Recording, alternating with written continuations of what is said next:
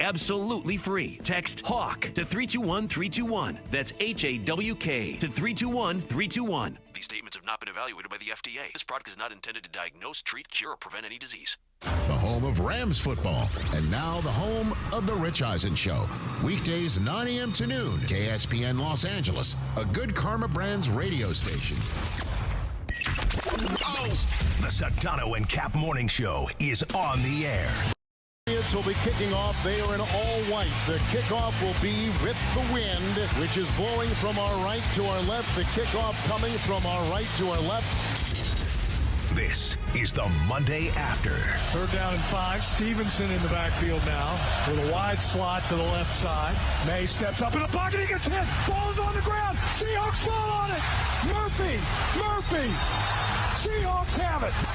The biggest show in ESPN LA history. 26-yard field goal try here by Seattle. The snap is good. The kick is away and good by Jason Myers. His 5th tonight, a 26-yarder splitting the uprights. Now he has the Super Bowl record with his 5th field goal tonight, and they cash in with the interception thrown by Drake May.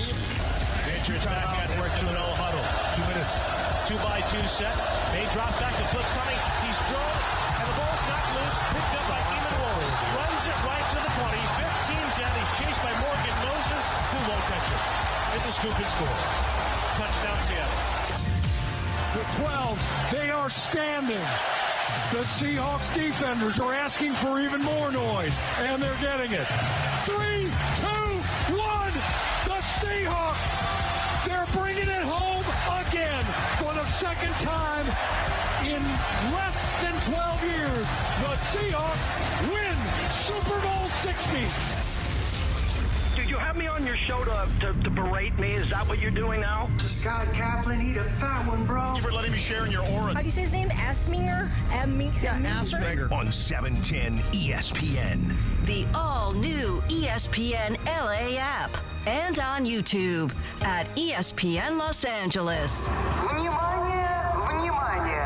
me a freaking break. We're bigger than U.S. Steel. What a catch by the tight end. Dungus. Right now. Wow, that's crazy. Well, you want to woo-woo? I've danced with the devil. It is smooth, baby. Yeah. Live from the pool deck at Yaamava Resort and Casino.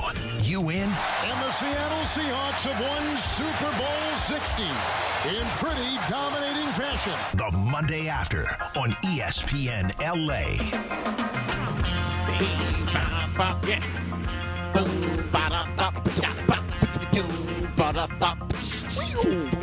7:02 and 40 seconds. Good morning. Good morning. It is the Monday After live from the pool deck at Yaamava Resort and Casino.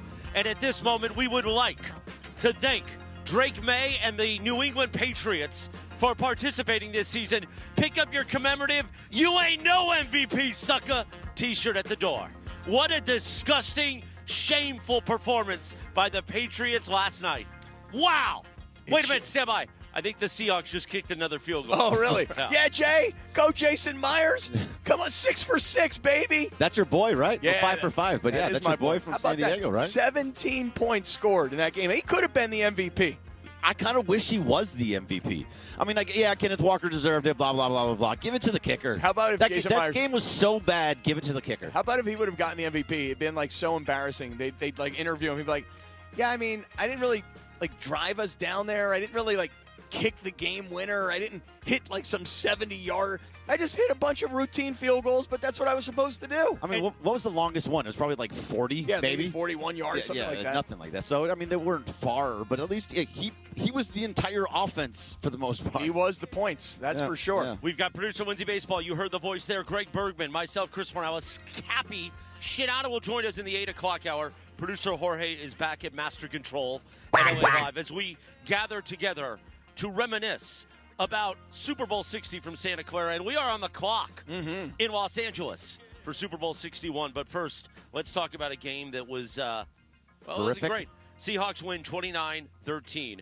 And if you are a Los Angeles Rams fan, you are crying this morning because that is probably the easiest Super Bowl victory us Rams fans and Matthew Stafford would have ever had the opportunity to. But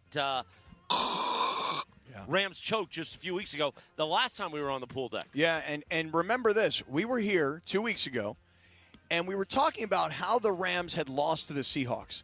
And we were all going through a million different reasons why the Rams had lost that game, from a punt return that got muffed that turned into points for Seattle on the first possession of the second half. But remember this, Bergie. We had this conversation. The Rams had taken momentum at the end of the first half. They had a 13-10 lead. They kicked the ball off to Seattle. Seattle went 3-and-out. They gave the ball back to the Rams. The Rams went 3-and-out, took like 30 seconds off the clock when there were about 2 minutes to go in the half. The Rams then gave the ball back to Seattle, and Seattle scored a touchdown, went up 17-13, took the lead in at half, and had the ball coming out of the second half. The stat that showed up yesterday, which is an amazing stat. You posted about it, I saw last night. Yeah.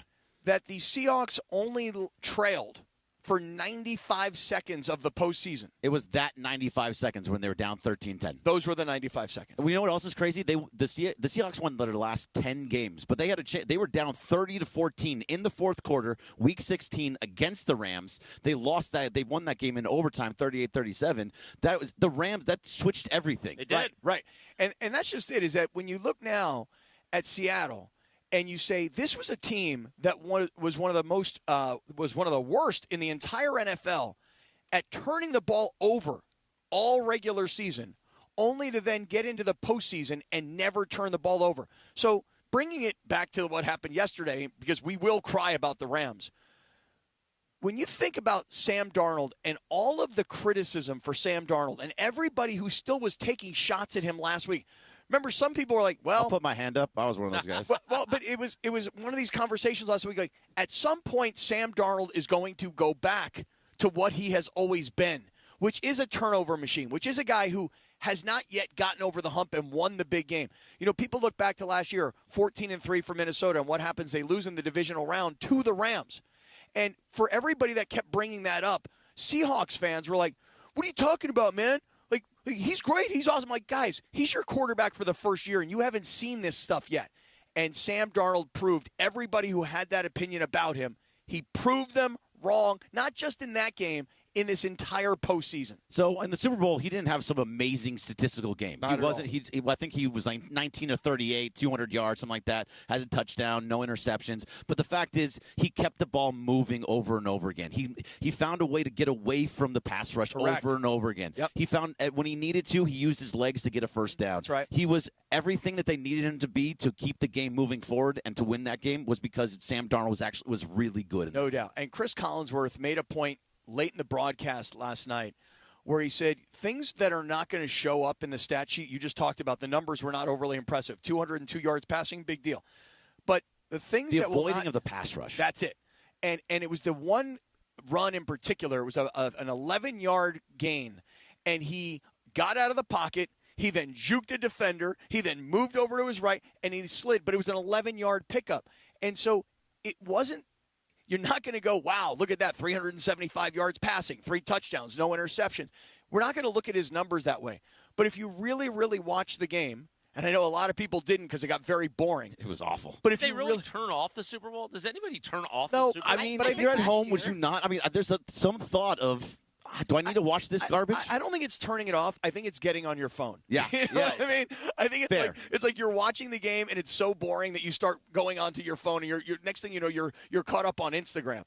So if you were watching the game though, you would have seen that Sam Darnold was outstanding with his movement. And he avoided so many sacks. And look, there was that one play early in the game where he avoided the sack and he had Jackson Smith and Jigba wide open and he overthrew him by a mile. Yeah. If he makes that play, and Jigba's gone for a 60-yard touchdown. So it's not like Sam Darnold was amazing statistically or even throwing the ball. He just was really, really good at avoiding sacks. And that was what Drake May was terrible at because he got destroyed. That Patriots offensive line should wake up today and be ashamed of themselves. Oh, totally. If you look at, you're talking about the stats for Darnold. If you look at these numbers just comparatively, so Sam Darnold, 19 of 38, 202 yards and a touchdown. Drake May, 27-43, 295, 2 touchdowns, 2 interceptions. Who would you think would have the better game right there if you looked at just the stats by themselves? Well, you'd probably think that Drake May had a good game, but he was terrible. The passing yard totals for Drake May got elevated late in the game because it was desperation time, and he did have that touchdown pass, which was, by the way, a perfectly thrown ball. But here's the thing about Drake May. You mentioned the 2 interceptions. One of them was like a punt. He missed one. There was one that he threw directly in the air. In fact, I think Collinsworth may have even talked about the hang time. Right. But fair catch. The second interception was on a sack where he goes to throw. His arm is coming forward. So if the ball hits the ground, it's going to be an incomplete pass. But as his arm is coming forward and the ball gets knocked out of his arm, the ball never hits the ground. And that's the pick six. Right. And most people didn't even realize it was a pick six. They thought it might have even been a fumble. I thought it was a fumble at first, too. I thought it was a fumble also. But, because of that would have been a 7th sack if it did. And by the way, you also look at those numbers. 275 yards passing, 2 touchdowns, 2 interceptions. One thing that wasn't in those stats is a fumble that was lost. So you have two turnovers, one that results in a pick six and one that results in Seattle taking the ball away again. So Drake May was terrible. New England's offense was embarrassing. I mean, these guys were shut out in the first half. They literally did not score until later. I think, was it the fourth quarter that they scored? Yeah, fourth. It was the first time ever that they went 3 quarters without a score. Unbelievable. I posted the tweet, and then they scored, which was I was hoping, even though Sedano crushed us, now, at least me, and won our playoff picks against the spread. I was hoping for the first Super Bowl shutout in history, and then the Patriots scored 2 minutes later. Yeah. It was, listen, if we all, just before we go By the way, you are really good this morning. Oh, yeah. You are really Did good. you get into the Nespresso in our hotel rooms at Yaamava? I've had no coffee this morning. Really? Here's why. Really? I've had 3 cups. Come on, you're kidding me. Already. Oh, yeah, I'm halfway through this one. I got a venti Starbucks waiting for me. I was, Stephanie here, who kind of runs our whole operation, said to me this morning, would you like a cup of coffee? And I said, no. And the reason is because I'm very fearful that I won't make it through the first hour if I put in some coffee. No, so it's right over there. The bathroom's right over there. There is no doubt a morning scraper is it's on the way. It's coming during the show. Yeah, it's on. I will have to walk away for several minutes. I woke up at 5 o'clock this morning because my stomach was like, "Yo, let's go. Let's get this out of us." You know what I mean? Like, let's do a beautiful thing, man. So you and me both, my friend. Yeah, you and me both. I can't drink coffee. I mean, I want to drink coffee, but I just feel like I won't make it through the broadcast. But we'll talk more detail. But let me ask you guys a question. I think more people today will talk about the halftime show 100% than they will about the game. 100%. And I love the Bad Bunny was so good in the halftime performance, and his whole thing was like it's all about love. So everything that he did was all about love, and how he showed his culture and everything that was going on in the halftime show. It was fantastic. And you say it's all about love. Apparently, the couple in the show that was part of the wedding scene, the real wedding. Yeah, I guess that really happened. That was a real wedding on the field. Yeah, the Bad Bunny thing. So the Bad Bunny thing. Yeah, because what is the Bad Bunny thing? Well, So listen. You guys tell me, when was the last time that a Super Bowl halftime performer had a documentary the night before on CNN? And that was where I watched it. Did you guys see that by chance? No. I did not. Like you didn't see it, Lindsay? It's a documentary. I don't watch CNN really. Well, I mean, it was just something I saw. I was like, you know what? I'm going to watch this. I want to learn more about it. Cappy, by the way, is a big CNN consumer. Yeah. So last night we were the 3 of us. Yeah. Bergie, myself, and Cappy were on the treadmill. Right. And Bergie and I had ESPN on the treadmill. Yeah. Cap had ESPN on his phone, but CNN on the treadmill, consuming our friend Alex Michelson's post-game show. Multi-watching. I couldn't get the TV on the treadmill to turn channels. I couldn't get it. So I wanted ESPN on my phone. I would have taken it on the treadmill. I couldn't get the TV channel to move. But Bad Bunny. The Bad Bunny thing. The Bad Bunny thing. I'm just blown away by how many people have like some negative opinion, Like, he's not singing in English. I didn't understand a word of Spanish either. By the way, the Lady Gaga it was all cameo in was in English. Right. Did I need to understand the language? Because here's the thing. I know a lot of songs in English that I can't understand the words. You know what I'm saying? Like, I'll sing along. I'll sing along. I'll sing these songs. I can't get the words. And even if I do know the words, I don't even know what they mean. Right. No, but like Lindsay got up. She was dancing through the entire halftime show. She was what? She was dancing. It was a vibe. She was dancing the entire time. time. You and I were. She was what? She was dancing. Yeah. Well, you and I were going in depth with Jay Glazer on our watch-along at ESPN Los Angeles. Lindsay was in the corner dancing. You didn't see me, Cappy. Oh, no, I saw. I saw. What does that mean, Cap? It means that if Lindsay and I dance together, people are going to look at the two of us and go, what are those two doing? Like, what is with that movement right there? What gyrations are those two doing right there? You're going to rip Lindsay's dancing out really? of the gate? Yeah, kind of. Really? First Yeah, segment, kinda. rippage? Rippage. That's okay. Right away. Right out of the gate. I don't rip your dancing, but No, my dancing's horrible, too. I admit but that. I would never say that. No, well, I also am not a great dancer. Did you like Lindsay's moves? I think I'm a great dancer. You do. When you're feeling it, you're feeling it. Yeah. Doesn't Well, matter you were if you're- feeling it. And I That's don't for care darn if sure. if you don't agree. No. Hey, listen, girl, you were dancing. You were moving. In fact, there was a part of me I was like, look at how happy Lindsay is. She is feeling it. Right, exactly. Good show. By the way, shout out to Bad Bunny for an amazing halftime show. But also, did you see Via's Tacos from Highland Park was in there? You see the taco stand he goes to? Okay. Is shout out to Southern California. In good old HP, Via's Tacos is a legendary taco shop here in Los Angeles in Highland Park. No, I didn't notice that. Yeah, that was amazing. That's super cool. Very cool. Wow. Very cool. I thought Bad Bunny was amazing. And here's the thing about the halftime show. If you've ever been, and I know not everybody's been to a Super Bowl, okay, I get it, but the show is for TV. It's not for the stadium. You understand? Like the way they put it on is totally different looking than in the stadium. So I went to Super Bowl 50 and I saw Beyonce at Super Bowl 50 and I was like, I don't know if it's good or it's not good. I had to go back and watch it. I watched Bad Bunny for the second time last night. I thought it was incredible. I think so much of this talk about him and Puerto Rico and America and English, I'm like, people, he's the biggest star in music in the world. This is the biggest stage of everything that's going on in the world today.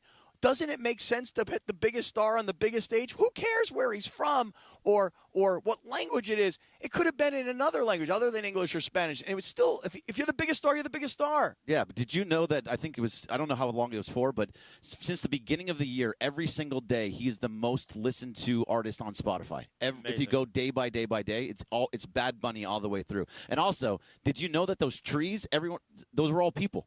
People were in those trees. Yeah, they got paid $18.70 an hour to be those trees. Really? Yeah.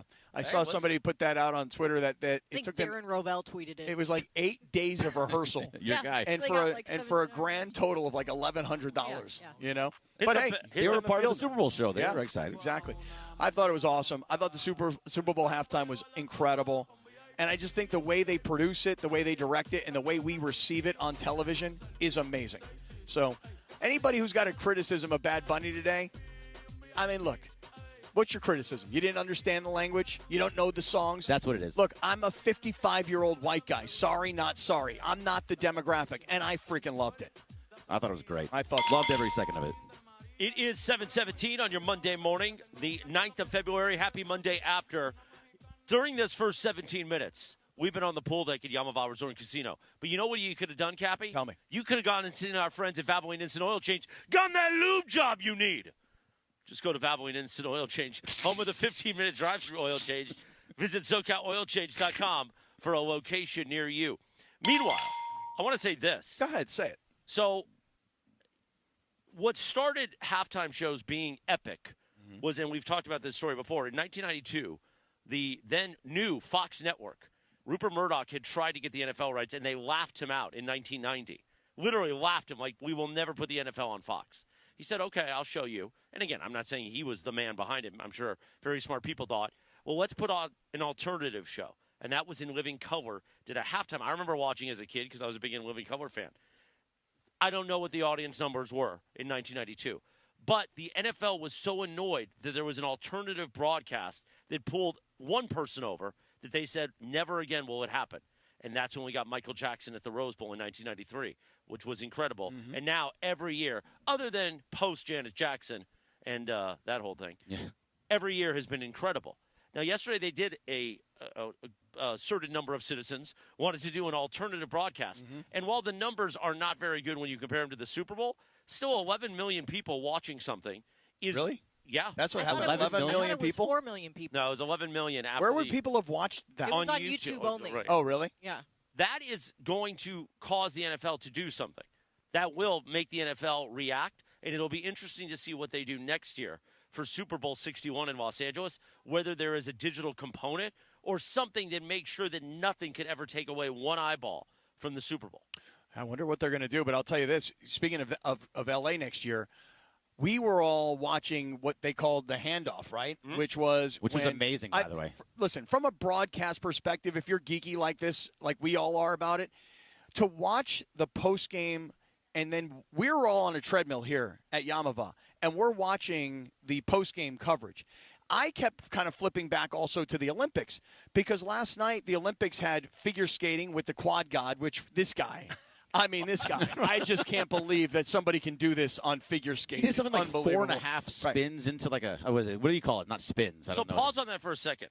Usually after the Super Bowl is when new TV shows launch on the networks. They want that audience to carry over. I remember watching Family Guy launch. One year it was Survivor on CBS. Have we ever seen a major sporting event start right after the Super Bowl on a network? I don't think that we have. And no, I don't feel like I ever have seen that. Just geeking out on this stuff. Mike Tirico last night gets done in the broadcast booth, throws it down to the podium and everything that's going to happen there, and the coaches are being interviewed and the players and the MVP and everything else. And then before you know it, again, I'm on a treadmill here at Yaamava, and I'm watching some Olympic coverage, and they're talking about how the figure skating team that won gold for the U.S. has now gotten a chance to meet with their family. And the skiers, Breezy Johnson, who won gold, she gets a chance to meet up with her family. And it's being narrated by Mike Tirico. And I'm going, how are they doing this? Tirico is on the field last night in Santa Clara, and he's narrating the Olympic coverage.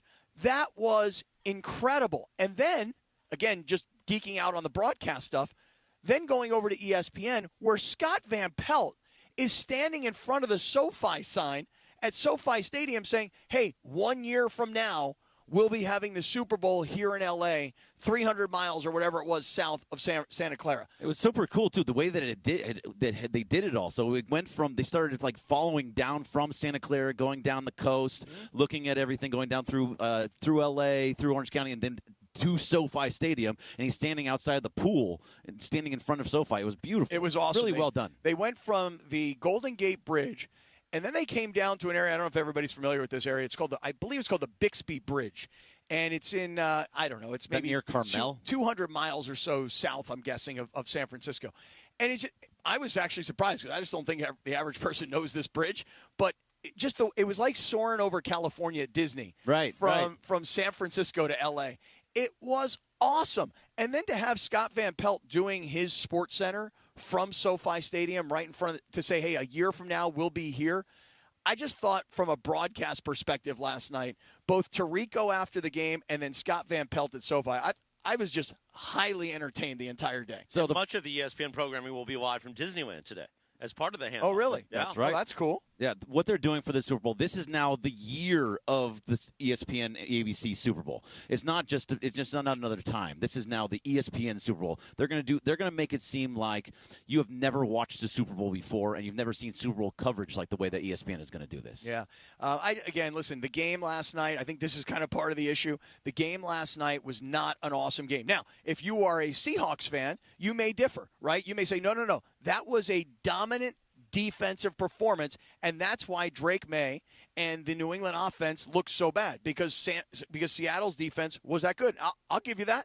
But what people are watching for is the entertainment. They're watching for the scoring. They're watching for the big play, and New England had none of that yesterday. Yeah, I would have rather have seen a blowout. I would have rather have seen that. What was that? The Kerry Collins Super Bowl where they only scored 7 points. The points. Ravens just destroyed them. Give me some scoring. Yeah. There was no scoring. No, it was awful. It was really not an entertaining football game. And then even late in the game when New England scored and it was the fourth quarter, we were kind of just hoping I was hoping for a shutout just for the storyline. Yeah. I was hoping for a comeback for the same reason, for a storyline. It was 19-0, I think, and it got to 19-7. Yeah, make it competitive, and it just was not competitive, unfortunately, last night. But the thing is and you said it at the start of the show today, Chris, as Rams fans, you have to be in pain over the idea that the Rams would have done even more damage, I think, because the Rams' offense is that much more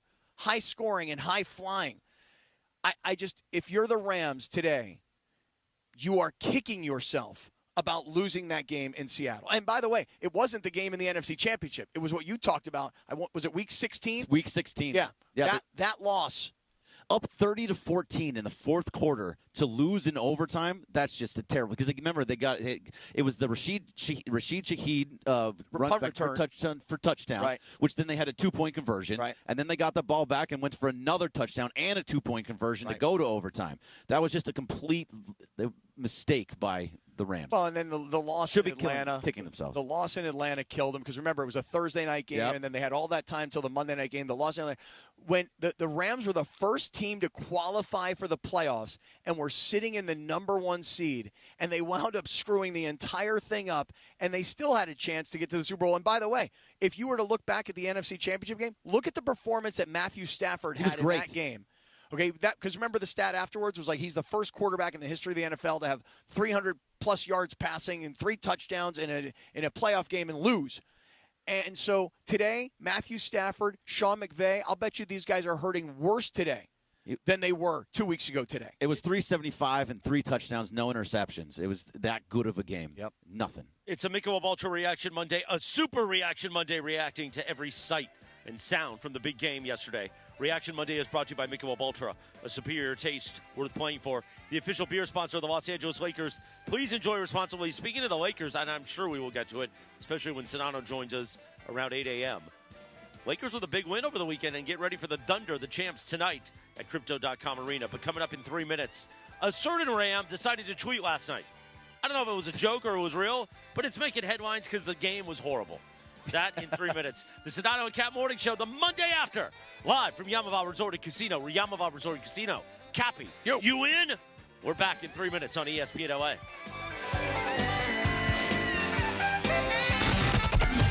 This is the Sedano and Kap Morning Show. Looking for paint that actually lasts? Vista Paint delivers expert quality, rich color, and pro-trusted durability, backed by over 60 years of experience. From your home to your next big project, we've got you covered. Vista Paint, since 1956. And straight to the championship with a brand new truck from Northridge and Wonders Toyota. Lease a brand new 2025 Tacoma for just $84 a month for 36 months plus tax, only from Northridge and Wonders Toyota. You got a trade-in? Your ride could be worth more than you think. So get in the game with Northridge and Wonders Toyota. They make it easy. 2025 Toyota Tacoma 2.4L Turbo, model 7162G, VIN number 32YJDAHN1ST037657. Lease excludes tax, title, license, registration fees, dealer options, and charges. $59.95 due at signing. Fuego. At Uline, the prevailing opinion is, if you don't live it, you don't believe it. The people at Uline believe in hard work, and they live it by being there 24/7 to answer your call, having 41,000 items in stock, and offering same-day shipping from 12 locations across North America. Business owners, sellers, buyers, shippers, and packers believe it. Uline is the hard-working, dependable source for your shipping and industrial supplies. Visit uline.com. Yaamava Resort and Casino at San Manuel is giving away a Mercedes every Thursday in February. Club Serrano members play all month long to earn entries for your chance to win this powerful and luxurious full-size German SUV. Join for free today and don't miss your opportunity to drive off in a brand new Mercedes. It's all happening at Yaamava Resort and Casino at San Manuel, celebrating its 40th anniversary. You in? Details at Yaamava.com. Must be 21 to enter. Please gamble responsibly. Out on the course, they're the PGA Tour's best players.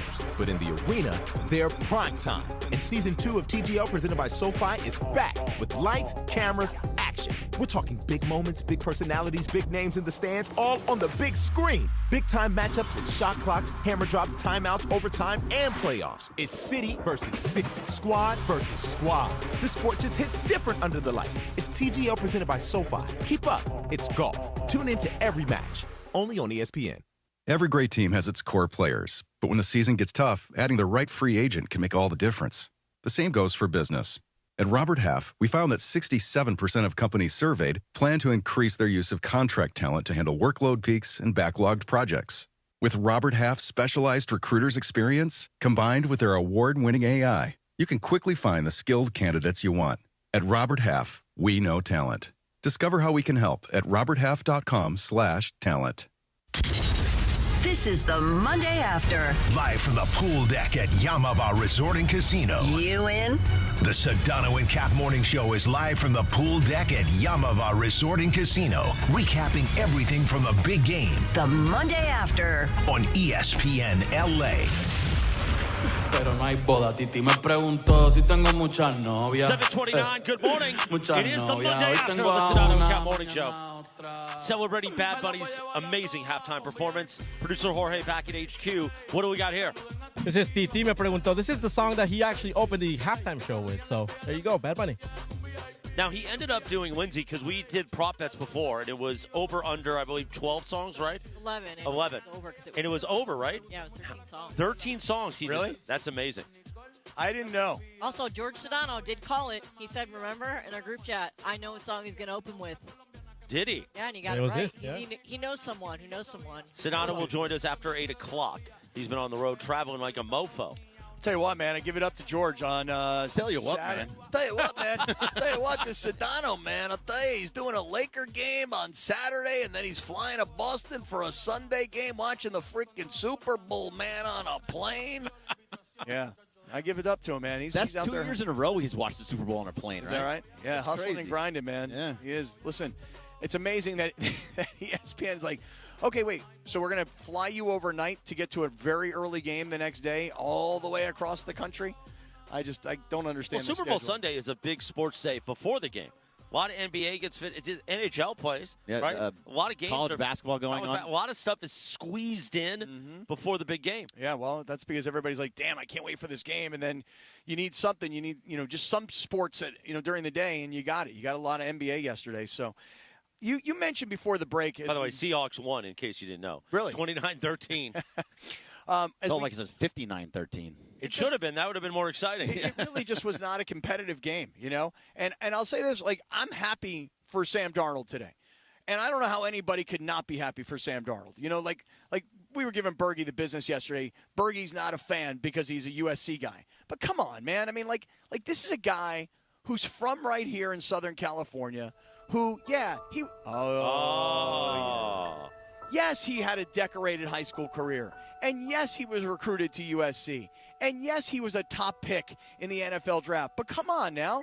Not every top pick makes it.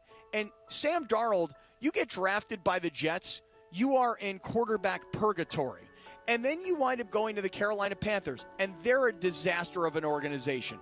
And then you got to take a big old back seat, and you got to suck down that pride, and go, you know what, I'm willing to be a backup. Even though I'm still young and I'm in my prime and I've made money and I was a top overall pick, I got to take a back seat. I got to take some steps back. And you go to San Francisco, and you're not going to play.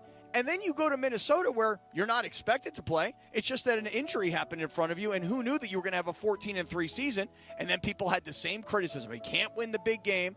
Well, you know what? Seattle believed in him, gave him starting quarterback money, and in year 2 of a 38-year-old coach who 12 years ago was interning. I'm sure you guys all heard that story last night. 12 years ago, he was interning for the Baltimore Ravens. He's 38 years old. He's in his second year, and he brings in Sam Darnold, and in year 1 of Sam Darnold, the Seahawks win a Super Bowl. If that is not a great all-American comeback story, I don't have any for you. That is a great Radio Ronaldo, and I feel it, Cappy. I'm feeling it today because, honestly, I did hate on him. Because he went to USC, I actually enjoyed the fact that he was terrible with the Jets. He was terrible with the Panthers, and that he just being a backup. And that makes me happy because Josh Rosen was in that draft, and he was terrible. So because of all that, I did have a lot of hate for him. But no matter what, that story that you just had, it's all true. It all makes you feel like, okay, you have to love what the guy did. Moving to 5 different teams, winning a Super Bowl, beating the Rams a couple times to get to this space, win 10 games in a row, everything that he did to win a Super Bowl, I mean, it's impressive. And he was good enough in that game to win it. Yeah, you got to love stories like that. I'll give you another one real quick. Oh, another radio. Oh, why not? Back-to-back Radio Ronaldo. I'm on a Radio Ronaldo roll. Why not? How do you like Cooper Kupp last night, who's the leading receiver for the Seahawks? Jackson Smith and Jigba, who is their number 1 guy, leaves the game at one point because they checked him for a concussion.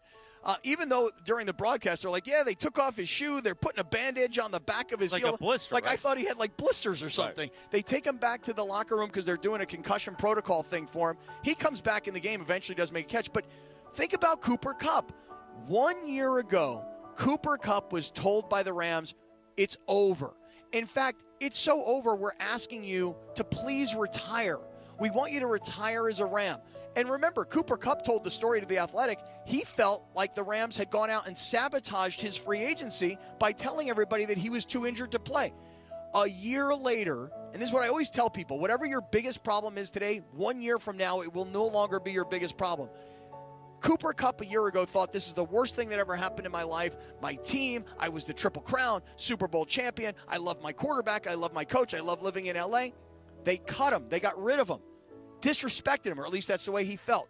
And a year later, he goes to his hometown team, and he wins a Super Bowl, and he's the leading wide receiver in the game. You talk about sticking it to your former team.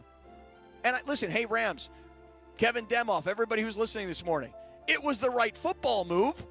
I'll grant you that. It's just that Cooper Kupp had the last laugh. Yeah, and he was so good. Because of the JSN stuff where he left the game, everything had to go to Cooper Kupp. So this is my question. Cooper Kupp now has 2 Super Bowls. He had that Triple Crown year that he was the best receiver in all of football. Does this start putting him in the conversation for getting into the Hall of Fame? Oh, he's a Hall of Famer. So he is now First ballot Hall of Famer. Oh, first ballot. Won out 100%. You think first greatest ballot. wide receiving season in history, won a Right. Super Bowl. Yep. Then won another Super Bowl. He's going to be a Hall. I think he will be. But before this game, nobody thought he was a Hall of Famer. I because think he now would he has a second Super Bowl. I now don't think he people was a is. first necessarily a guaranteed stone cold lock, first ballot Hall of Famer before this game, but now he is. Let me ask you guys this. He was definitely a first ballot, not first ballot. He was definitely a Hall of Famer based on that season. A Triple Crown winner? We don't see that anymore. I'll ask you guys this question. Who's a Hall of Famer, Devontae Adams or Cooper Kupp? Cooper Kupp. See, Devontae Adams was a top 5 receiver in the league for, 10 years? Yeah, but he's never been past the championship game. Yeah. But it's not all about winning a Super Bowl. A lot of it is. Devontae Adams is a better receiver than Cooper Kupp. in the playoffs, no? So what's He made it to NFC Not even Championship ever games. making it to the Super Bowl, though. So on that note, It's not on him. Cooper Kupp has 2 Super Bowl rings. Matthew Stafford and Sean McVay both have 1. You know who's got 0? Puka. But yet Puka Nacua decides last night to tweet something that I don't know if it was meant with any malice. I mean, it seemed like there was some malice behind it. So if you didn't see the tweet, he tweeted, now there's 2 crying, laughing faces, right? Right. There's the one where it's tilted on the side, then there's the straight ahead one. I don't know the difference between them. It's just a difference between crying, laughing really hard and crying, laughing Rolling harder. on the floor. So both of those are. So he didn't do the rolling on the floor. He just did the straight one, But right? those are laughing like at you emojis. Yes, it's like laughing so hard you're crying. So he did that emoji, the straight ahead face, then Sam Darnold. We said Darnold laughing emoji. I thought it was laughing emoji, then Sam Darnold. Do you have the tweet? All right, we will have tweet. I think it was accuracy. laughing emoji Sam Darnold. I don't think it was reversed. Now, does it mean something different if it's I think it reversed? could mean something different. If it's Darnold laughing, you're laughing at Darnold. I or if wish it's I knew laughing. how to interpret all of these emojis on open tweets. to interpretation. But it seemed like, at least the way people received it, was like Puka Nacua was kind of laughing at Sam Darnold. And Yeah, what was the he laughing at? crying emoji and then Sam Darnold. Was he laughing like? So emoji first. Emoji first. Then Sam Darnold. Yes. Maybe he was laughing at the Patriots and saying, Sam Darnold got you. I don't know. He could spin it to anything. Or is he saying, Sam Darnold, you know what? This is not a great performance, and yet you're about to win a Super Bowl. I think that's what it was. See, I don't know. It says he did that, and then the next tweet was Coop. Yeah, because so, he loves Cooper Kupp. But Right. I think he was kind of comparing Sam Darnold to his quarterback and just being like, oh my gosh, you can't believe that Sam Darnold. This is what's happening, and we lost to Sam Darnold. But if he's comparing Sam Darnold to his quarterback, Matthew Stafford, shouldn't he have done laughing emoji Drake May? Because that was the guy that was one vote behind him in the MVP. That's not the guy who beat him. That's the thing you kept saying during the game yesterday, Bergie, was that Drake May was 1 vote away from the MVP. That guy was 1 vote away? Yeah. Please. Let me tell you something right now. I'm not even the biggest Rams fan. I'm a Raider fan. But, man, Matthew Stafford was so much better. But the voters, here's the thing about the voters, and they don't do a good enough job. Story. They wanted the story. Well, but think about it. You ready? Listen. Matthew Stafford had the greatest season of his career at 37 years old for the Rams, who had to go through the Niners and the eventual Super Bowl champion Seahawks to get to where they wanted to go. So the season that Stafford had was in the toughest division in all of football. The season that Drake May had, which was brilliant statistically to be sure, and only his second year as a player in the NFL, but against the easiest schedule in the entire league. That's not my opinion. These are the facts. When you combine everybody's win-loss record, the easiest schedule going into the season was considered the New England Patriots. Why? Because they were one of the worst teams in football the year before. Right. So Drake May had this great season, and people love it. Oh, my God, he's only a second-year guy. He's 22 years old. How could he have this kind of a season with a first-year coordinator, his first year with Josh McDaniels, his first year with his head coach? Look at this revamped roster. This is what they were able to do with a kid quarterback. And so people gave it so much respect the season that he had. Stafford's season, based on where he plays, the division he plays in, and who he has to play against, is worlds better than Drake May. So are you saying that that Drake May Radio Ronaldo'd himself into one vote behind Matthew Stafford? I'm saying that the voters were not aware of a lot of the facts. They just looked at the numbers. I think a lot of people were also excited on the story. The hatred for Bill Belichick made people jump to Mike Vrabel's an amazing coach. I mean, he is a good coach. Hold on. The Patriots are going to come back. They're going to be able to win just a few years removed from Bill Belichick. Sure. Don't put him in the Hall of Fame. Ha, ha, ha. Then Drake May is going to be the next Tom Brady. Well, Tom Brady's first Super Bowl performance did not look like that yesterday. Not at all. And that, I think, is part of it. Everybody very excited. You know who is also excited? Is Bill Belichick and Tom Brady, because the Patriots did not win the Super Bowl. Mm-hmm. Now, Brady's got two reasons to be excited. A, nobody will touch him as the matinee idol just yet.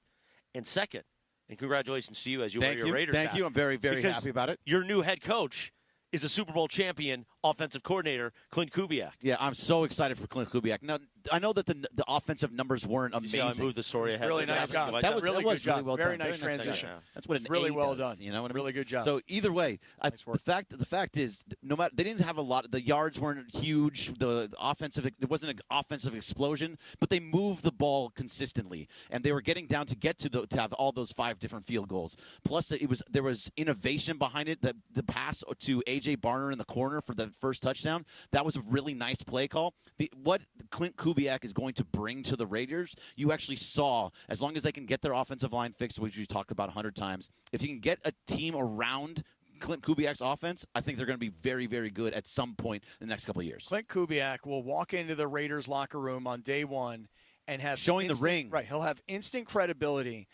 Not that he was the head coach, but he was the offensive coordinator and the play caller that in year one took Sam Darnold when everybody doubted Sam Darnold's ability to win the big game, and he brought Sam Darnold to a Super Bowl championship. Clint Kubiak will walk in with a lot of enthusiasm and a lot of youth, and that's unfortunately what Pete did not have. And now, again, I got fooled last year. I'm a Pete Carroll fan. I thought Pete Carroll would do great.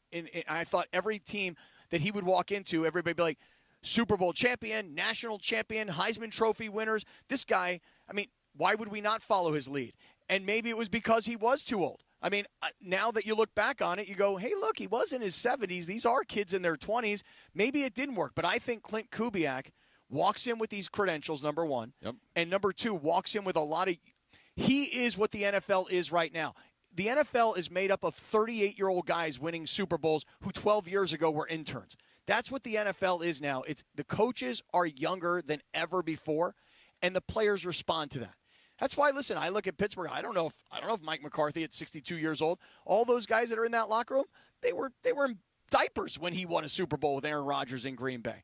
So I think Clint Kubiak, I actually loved his interview after the game. Hell yeah, I'm going to Vegas. Right. I mean, it was as if. You want to play it? It was, yeah, go for it if you got it. Yeah, what does the future look like as a head coach in this league for you? Because it's going to happen. Yeah.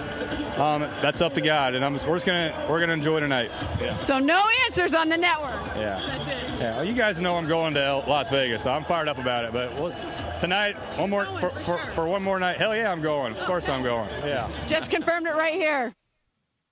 That's right. I can't wait to have him as my head coach. It makes me feel good to have a guy like this as my head coach. I know he wasn't like he wanted to enjoy the time as the Super Bowl winning offensive coordinator of the Seahawks, but the fact is he's pumped to go to Vegas and to coach this team. I love it. Yeah, and I'm listen, excited. and he's going to get Fernando Mendoza is going to be his quarterback. Yep. He's going to have a running back and a tight end. He better go get some offensive linemen very quickly. You got a lot of money to go do it. Yep, and you got to get some wide receivers. But with his, I'll call it innovative style, and with his now resume saying Super Bowl champion, Clint Kubiak will walk into that Raider locker room and everybody will say, let's follow that guy. And by the way, the one thing they better do is they better trade Maxx Crosby at some point and get a bunch for him. So Maxx Crosby is saying that Jay Glazer interview, and you guys just talked to him, but that all came from Jay. That did not come from Max, according to Max. So he could be staying. I don't think you need to trade him. I still don't think so. Oh, I would trade him for get rid of pieces him in a at this heartbeat. point. Why? Exactly No, right. he is. Here's the thing. He is going to help your defense. Here's the thing, though, Bergie. Seriously, it's like when you have a new head coach and you have a new voice, you sometimes need to get rid of the older guys who've already been there and been successful so you can get rid of their voice. And that's really what it is for me. But that's why Bergie tried to clear out Mason and Ireland several times, but it just hasn't happened. Wow. 7:44, we are live from the pool deck. Big deck energy at Yaamava Resort and Casino the Monday after. Yaamava Resort and Casino, you in. Meanwhile, Cappy, let's talk about our friend, Jacob Emrani. Oh, listen. I'll save this. You weren't prepared for the read, so you didn't have it up. No, that's okay. I will say this. Later in today's show, I'll wait for Dealer's Choice. I almost did not make it yesterday. I almost did not make it here to Yaamava yesterday. But I'll talk about that later. Hey, Monday morning after the Super Bowl, it can be rough, right? You were up late last night. The game was, it was kind of wild. The halftime show, everybody was talking about. People were celebrating. But today, real life hits again. And a lot of people are on the road. They could be tired. They could be distracted. Maybe even driving when they should not be. And that's, Are you saying they're still intoxicated? I'm saying that, who knows what's still in their system, right? All right. And that's exactly when bad crashes happen. So if you were in an accident after the game last night or on your way to work this morning, you do not have to deal with this alone because you call Jacob Emrani at 800-345-6789. The law offices of Jacob Emrani are here for you when the party is over and the pain starts. Jacob has seen what happens after big game weekends. Insurance companies move fast to protect themselves. They might call you with a friendly voice asking for a quick statement, trying to get you to say that you're fine, or, hey, would you like to accept this small check now?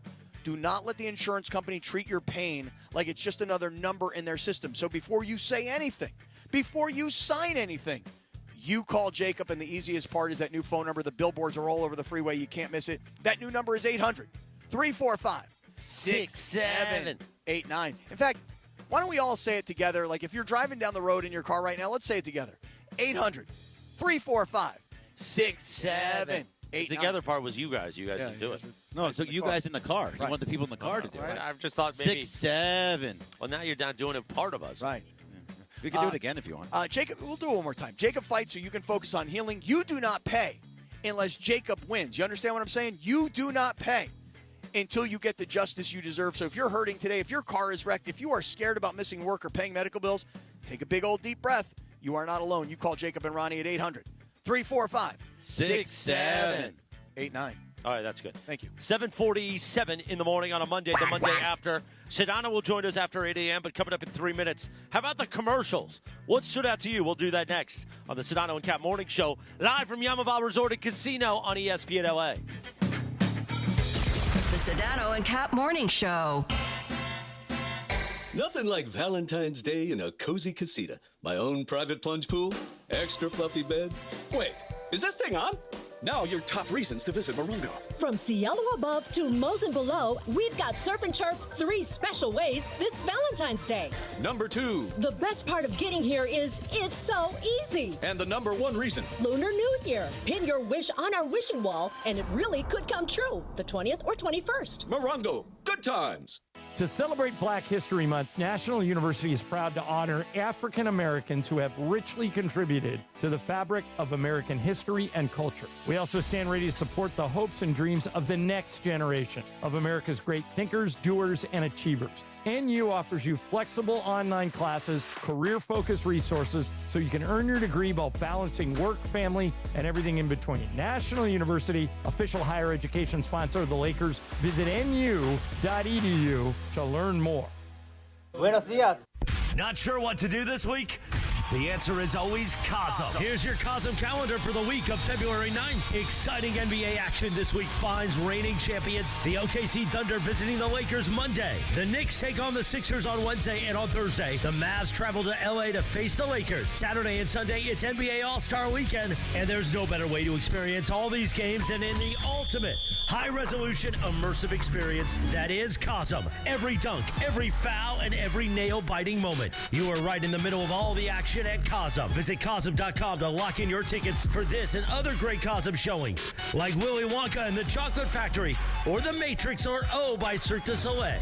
See them all in shared reality where the screen wraps around you and literally pulls you into the fun. There's also a full menu of local food favorites, craft cocktails, and beers to enjoy all the games, movies, events, and the Cosm deck offers incredible views. Visit Cosm.com right now for a list of all events. That's your Cosm calendar. Texting enrolls you in a recurring automated marketing text messages. Consent not required to purchase. Message and data rates may apply. The team's looking good this season. I think so. Man, I miss playing football. Ever since I turned 40, I just can't find that fire I used to have. Think it could be lower testosterone? What do you mean? I was feeling the same way. After 40, the body has less testosterone, and men lose their edge. That's why I take Nugenix Total T2. That's the testosterone booster, right? Yes, but Total T2 is their brand new formula that skyrockets nitric oxide levels in as little as 3 hours. Since I started taking it, I've been lifting like when we played for Coach Carter. My energy is way up, and it even spiced up things between me and the missus. Are they still giving out complimentary bottles? Yep, just send a text. Text CAR to 215215 for your complimentary bottle of Nugenix Total T2, the next generation testosterone booster. Text now and we'll include a bottle of Nugenix Thermo X, our newest, most powerful fat burner ever, absolutely free. Text CAR to 215215. That's CAR to 215215. These statements have not been evaluated by the FDA. This product is not intended to diagnose, treat, cure, or prevent any disease. This is the Monday After. Live from the pool deck at Yaamava Resort and Casino. You in? The Sedano and Kap Morning Show is live from the pool deck at Yaamava Resort and Casino, recapping everything from the big game. The Monday After. On ESPN LA. Te vi tirar más fotos de cuando te tuve, debí darte más besos. 10 minutes in front of 8 o'clock. Welcome to the Monday After, the Sedano and Kap Morning Show, as you heard there. Live from Yaamava Resort and Casino, producer Jorge back at our LA Live headquarters. What do we got here? Yes, this is Bad Bunny, Debí Tirar Más Fotos. Basically a song about nostalgia and enjoying the moment with your friends and family. This is a cool song. This is actually the song that played after the Super Bowl. I wish he would have played this somewhere in between, in the middle of the Super Bowl, just because of the meaning of the song, how it's just about enjoying the moment and taking more pictures. Like, enjoy your loved ones, basically, is what he's saying. I got to tell you, Turn the mic on. This ain't Tulsa. No, it is Tulsa. I actually loved how he seemed to celebrate the culture of Puerto Rico. You know, like just every little thing. There were boxers at one point. There were guys like playing cards at a table. Yeah. You know, it just I've never been to Puerto Rico, you know, and like I saw some idiot which one of the Paul brothers that had something negative to say about Bad Bunny. Paul, yeah. and I think a lot of that They're both idiots. was a WWE angle because they're foes in WWE. Yeah. Who is? Jake Paul and Bad Bunny. Oh, I didn't know that. Oh, yeah. Okay. Does Bad Bunny do WWE Yeah. stuff? Oh, yeah. I didn't know that. Oh, yeah. It was just kind of interesting because he was in the Royal Rumble last year. He had some kind of a comment about Puerto Rico not being America, and people like crushed him on social media going, don't you live in Puerto Rico, you moron, to avoid taxes? Because you know what? You know, if you live in Puerto Rico, you pay 4% tax across the board, period. That's it. You just have to spend a certain amount of time of the year in Puerto Rico. So that's why so many young people have actually moved from the United States to Puerto Rico to avoid taxes. No joke. That's why all those crypto guys are all down there, you know? Anyway, whatever. Bad Bunny, indeed. Right? Bad Bunny was awesome. I was just saying, Ray's here, right? He's Crypto Ray. Yeah, Crypto Ray's not one of those young crypto guys. He's one of those old crypto guys. Crypto Ray, a P1 of ESPN LA. In case you're new, listen to DeMarco and Travis all week for your chance to win the Genesis Invitational VIP Tournament Experience. Let me say that one more time. VIP Tournament Experience. When you hear the cue to call, be caller number 7 to win a 4-pack of GA tickets, and you'll be qualified for a chance to receive honorary observer passes and a photo with the Genesis Invitational champion on Sunday. And I believe I will be in that photo as well. Really? On I'll be Championship the Sunday? With the champion? Really? Wow. With the champion. How cool, So man. look at that. I was supposed to do it last year, but, you know, they moved Genesis Invitational because of the fires, and I almost died. We know that. 7:53 right. on a Monday morning, the Monday after. Sedano will join us after 8 a.m. So the commercials are always a big highlight of the Super Bowl. Now, our engineer here, Ben Conroy, friend of the show, friend of the station, was telling us, and I can't see it on a list, but there was a Super Bowl Super Bowl commercial from Manscaped that aired early in the game, or maybe it was the pregame. Yeah, that was right down our alley. Yeah, hair, from certain areas singing. I mean, that's Wait, they were actually singing. I didn't see this commercial. Hairs that had been removed on the like on the ground or on the in the bathroom, apparently on the seat of the can, Yeah, and they were just singing, dancing around. Right. Yeah. Now, I didn't. That's kind of funny. Can I ask everybody? Is everybody still into the whole commercial thing? No. Because I tried yesterday. Now, look, we were here at Yaamava. It was a big party. The pool was awesome. The weather was incredible. But every time they went to a commercial break, I did what I normally do during a football game. I tune out. Right. What was the one that we liked, though, about with the toilets, where the toilets were talking. Yeah, they were singing. Who was that for? I don't know. But that was, again, right up our alley because of the Liquid toilet. IV. Right. Liquid IV, that's what it was. Oh, that's right. Liquid IV. That's right. Is your pee yellow? Make Yes, sure that drink actually- Liquid IV. Is that what that That also was? fits you two very well. Well, right. But by the way, the fact that we're talking about it and the fact that Jorge could say it like that means it's working. Yeah, I didn't know who it was for. I did remember the one commercial where I was like, wow, my thought wasn't like I want to buy that product. It was more like, damn, they spent a lot of money on that commercial. What it was because Jennifer Coinbase one. Dunkin' Donuts. It was Dunkin' Donuts. Because Jennifer Aniston was in it, and I want to say So was Ben Affleck. So was Steve Oh, Urkel really? was Urkel was in that? Mario Lopez was in it. Oh, I didn't. Mario Lopez was in that Yeah, commercial? was it? oh, that was Carlton. You saying that Carlton? What? Carlton? Wait. Tom Brady was in it. Oh, that's what it was. It was Tom Brady. So at the end of the commercial, Jennifer Aniston and Tom Brady's wearing like a wig. And I was like, is that Tom Brady? Like, if it were me and I spent all that money on that commercial, I'd want people to know that's freaking Tom Brady in the commercial, not struggling to go, is that Tom Brady? Yeah, it's Ben Affleck, Jennifer Aniston, Jason Alexander. Missed him. Matt LeBlanc from Friends was in there too. Yeah, there was a whole bunch of Matt LeBlanc. Yeah, so you're talking about spending millions and millions and millions of dollars to produce the commercial before you spend a fortune to place the commercial. Was it? And it was probably like a 36 or a 60. I don't know what it was. Whatever. But it was expensive is what it was. By the way, the T-Mobile ad, we were all singing along to it because it started with the karaoke screen like the Backstreet Boys. Tell me why. No, Yes. you're mixing up two commercials. Yeah, that wasn't T-Mobile, was it? So there was a T-Mobile one with the Backstreet Boys. That were and Coinbase. the other one Yeah. was a karaoke one, and it was Coinbase. Oh, for Yeah, everybody's Coinbase. back. Yeah. Yeah. That was Coinbase. actually good. So T-Mobile's getting credit for the other one because they also did Backstreet Boys. Yes. Yes. Oh, really? Yeah. Wow. The one, Backstreet Boys probably made a Did lot you- of money this Yeah. the Coinbase thing, though, was so smart for me. because no money that they spent. Right, exactly. It was super inexpensive to produce it. Like, they're showing you these karaoke lines. We're all singing the karaoke lines. The whole time we're going, what is this an advertisement for? And then it got to the very end and it said Coinbase. And I'm like, okay, good commercial. Won't use Coinbase. No, not at all. Did you see the Mr. Beast commercial? So he did something with Salesforce, and he has something where you have to like solve this puzzle, and you can win $1 million. And supposedly Mr. Beast on Twitter today said that somebody still hasn't solved it. So if you go in and go to Salesforce or wherever you're supposed to go, you can still win $1 million right now from Mr. Beast. Yeah, I love that guy. I know not everybody likes him, but I love that guy. I just he just realized- gives money to people. I just followed him. I didn't even have a follow on him on any of the social platforms, but he's been doing something in advance of the Super Bowl. Wasn't he doing like all these crazy giveaways? Well, he does. That's his bit all the time. Yeah. That's always what for years he's been giving I'm new away to the money. party. He's just the biggest. He's the most popular YouTuber in the history. Hey, listen, I'm also new to Bad Bunny. What can I tell you? You know. Did By you the guys way, like two the? other- Sorry, did you guys like the Go one? ahead, with, Jorge. did you guys like the one with Budweiser and the Clydesdale? How he's teaching So the I'm- eagle how to fly and stuff, and then that shot of the horse Yeah. kind of jumping, and it looks like a unicorn. horse? Yeah, the horse. So I was just going to mention that because Budweiser's stirring All-American commercial wins USA Today's ad meter for the 10th time. That headline is written by them, but it featured what Jorge just described with Freebird by Leonard Skinner playing, and said, "What's more American than listening to Freebird and drinking Budweiser?" I don't remember that. And as a former Budweiser consumer, in fact, they have a great Budweiser Zero that's got 0.0 alcohol. Budweiser, back in the day, coming off the golf course, drinking a Bud Heavy, a real Bud, a cigar, a Lipper In. Oh yeah. That was all American to me, listening to country music. Yeah, I mean- so I get it. Wow. What did you guys think of the Pepsi commercial with So the other one I wanted to mention, absolutely. Yeah. I grew up in love with the Coca-Cola Polar Bears. I was a Coca-Cola kid, even though I wasn't allowed to drink it by my parents, so I'd have to sneak it. But around the holidays, the Polar Bears with Coca-Cola, I mean, that was – everybody knew that. You could buy them. You could use Christmas ornaments with them. And then Coca-Cola's gone the way of AI Right. with a lot of their commercials. So Pepsi going, also using AI. But now having the polar bears, like, watching the game, drinking Pepsi was amazing.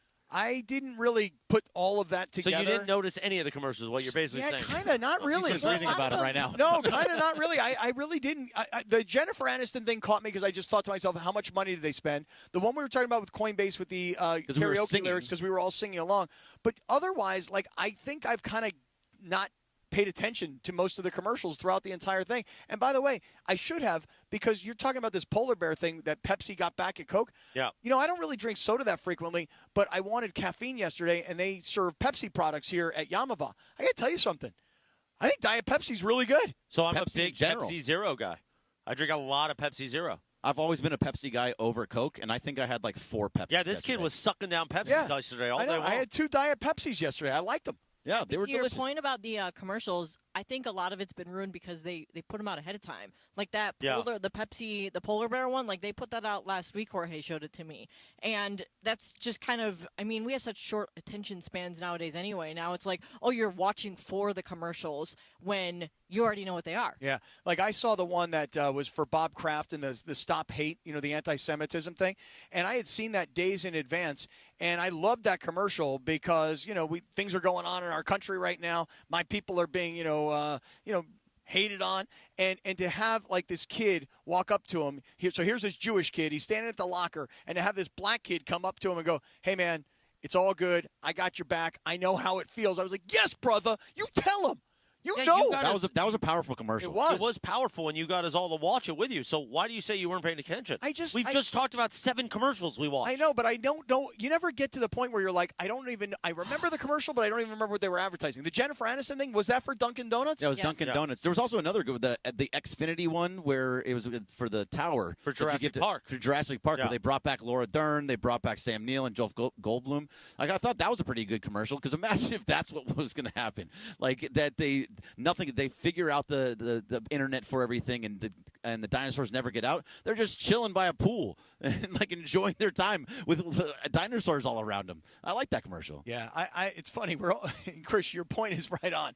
I kind of was feeling like I was tuning out, but I wanted to sort of pay attention because I knew people would talk about the commercials, and I feel like the one with the Budweiser. I don't feel like I really saw that one. I didn't see that one with the eagle flying. I saw it. We weren't paying that much attention, and I just saw the Clydesdales from the corner of my eye. And again, when you think Budweiser and Super Bowl, you think the Clydesdales.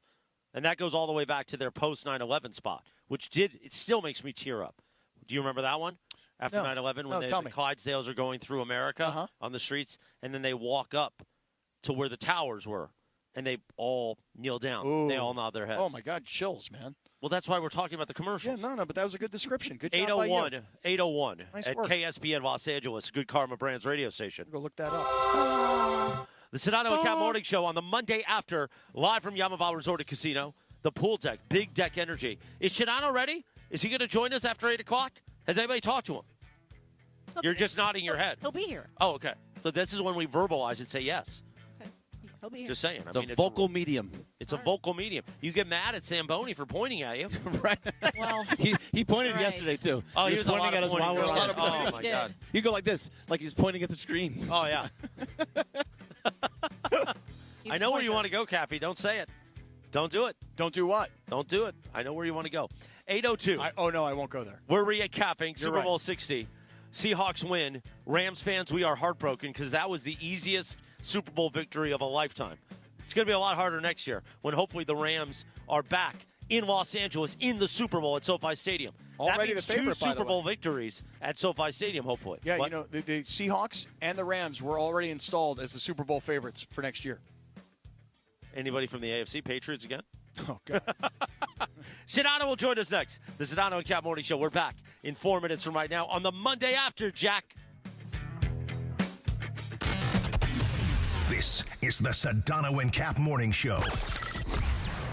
Vista Paint is California's original paint company and has been serving pros and homeowners since 1956. Our paints are formulated for lasting performance, beautiful finishes, and made to withstand the weather. Vista Paint, locally made, expertly crafted, always reliable. Hey, LC, Chris Morales here, and let me ask you this. You got your tax return, but can you actually see where it went?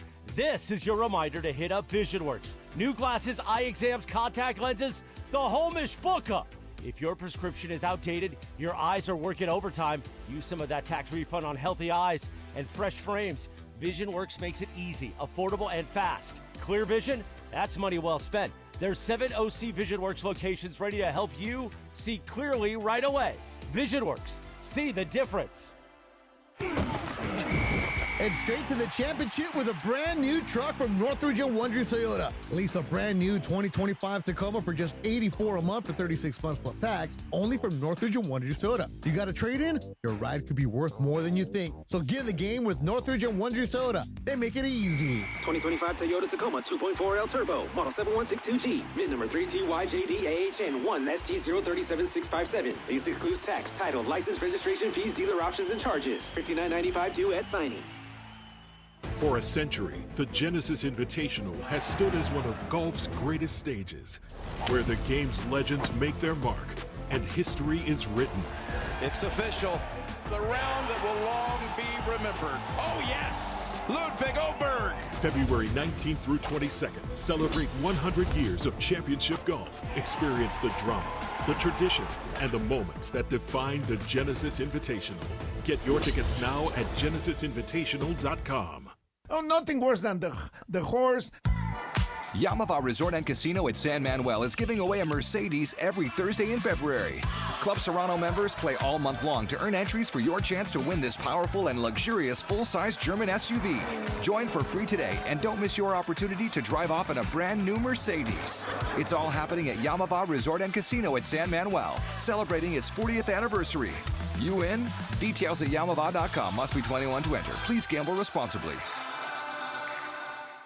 In Los Angeles, it's not about closing deals. It's about opening partnerships. At ESPN LA, we're hiring audio marketing consultants and play-by-play marketing consultants. People who build relationships and create custom solutions powered by ESPN LA and the biggest teams in the city. This is where brands connect with fans who care. Competitive pay, full benefits, unlimited upside. Open your next partnership. Apply now at goodkarmabrands.com/careers. Progressive presents the Passionate Sports Fan Checklist. Signed jersey of your favorite bench warmer? Check. 14 bobbleheads that look nothing like the players they're emulating? Check. Twin TVs so you can watch the game on 2 different networks simultaneously? Check. Life-size wall sticker of your favorite player that routinely freaks you out at night? Check. A second life-size wall sticker so after the first one freaks you out, you see the second and you're like, oh right, the wall stickers. Check and mate. Bundle your renters and auto insurance with Progressive and save on protection for the things on your checklist. Get a quote at Progressive.com. Progressive Casualty Insurance Company affiliates and third-party insurers not available in all states or situations covered subject to policy terms. Ready to order? Yes. We're earning unlimited 3% cash back on dining and entertainment with the Capital One Saver Card. So let's just get one of everything. Everything? Fire everything. The Capital One Saver Card is at table 27, and they're earning unlimited 3% cash back. Yes, Chef! This is so nice. Had a feeling you'd want 3% cash back on dessert. Ooh, tiramisu. Earn unlimited 3% cash back on dining and entertainment with the Capital One Saver Card. Capital One, what's in your wallet? Terms apply. See CapitalOne.com for details. This is the Monday After. Live from the pool deck at Yaamava Resort and Casino. You in? The Sedano Kap morning show is live from the pool deck at Yaamava Resort and Casino, recapping everything from the big game. The Monday After on ESPN LA.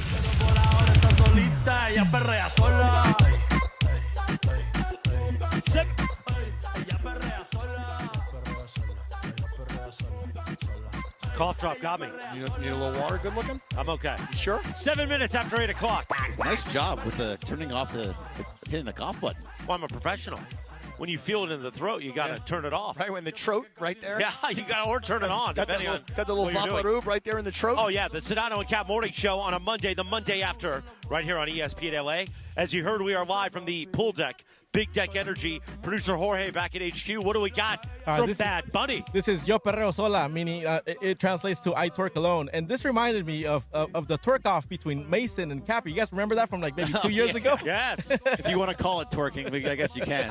I should have broken out my best move early, because if you remember, I got on my hands and I was using the tree to hold up my feet. And if I would have used that twerking motion early, I think I could have won.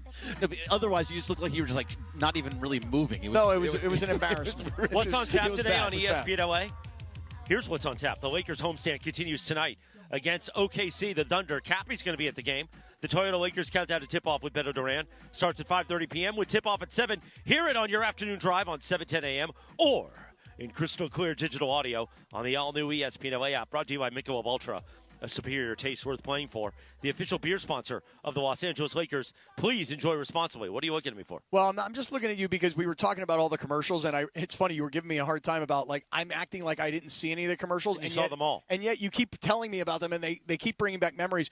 I remember one commercial with Bruce Arians, and Bruce Arians is not like a famous enough football coach that you would think that he would be part of a Super Bowl commercial, but I think it had something to do with like men's health or something. Yes. And it was really, really, It was really the pucker funny. up one, remember? Yeah, right. You see the breast in the back. Pucker up. Right. So they're like, hey, lighten up, guys. Loosen up. It's not that big of a deal. And everybody's standing there with their butt cheeks all clenched. Right. And then all of a sudden, from behind, they show everybody loosening up their butt.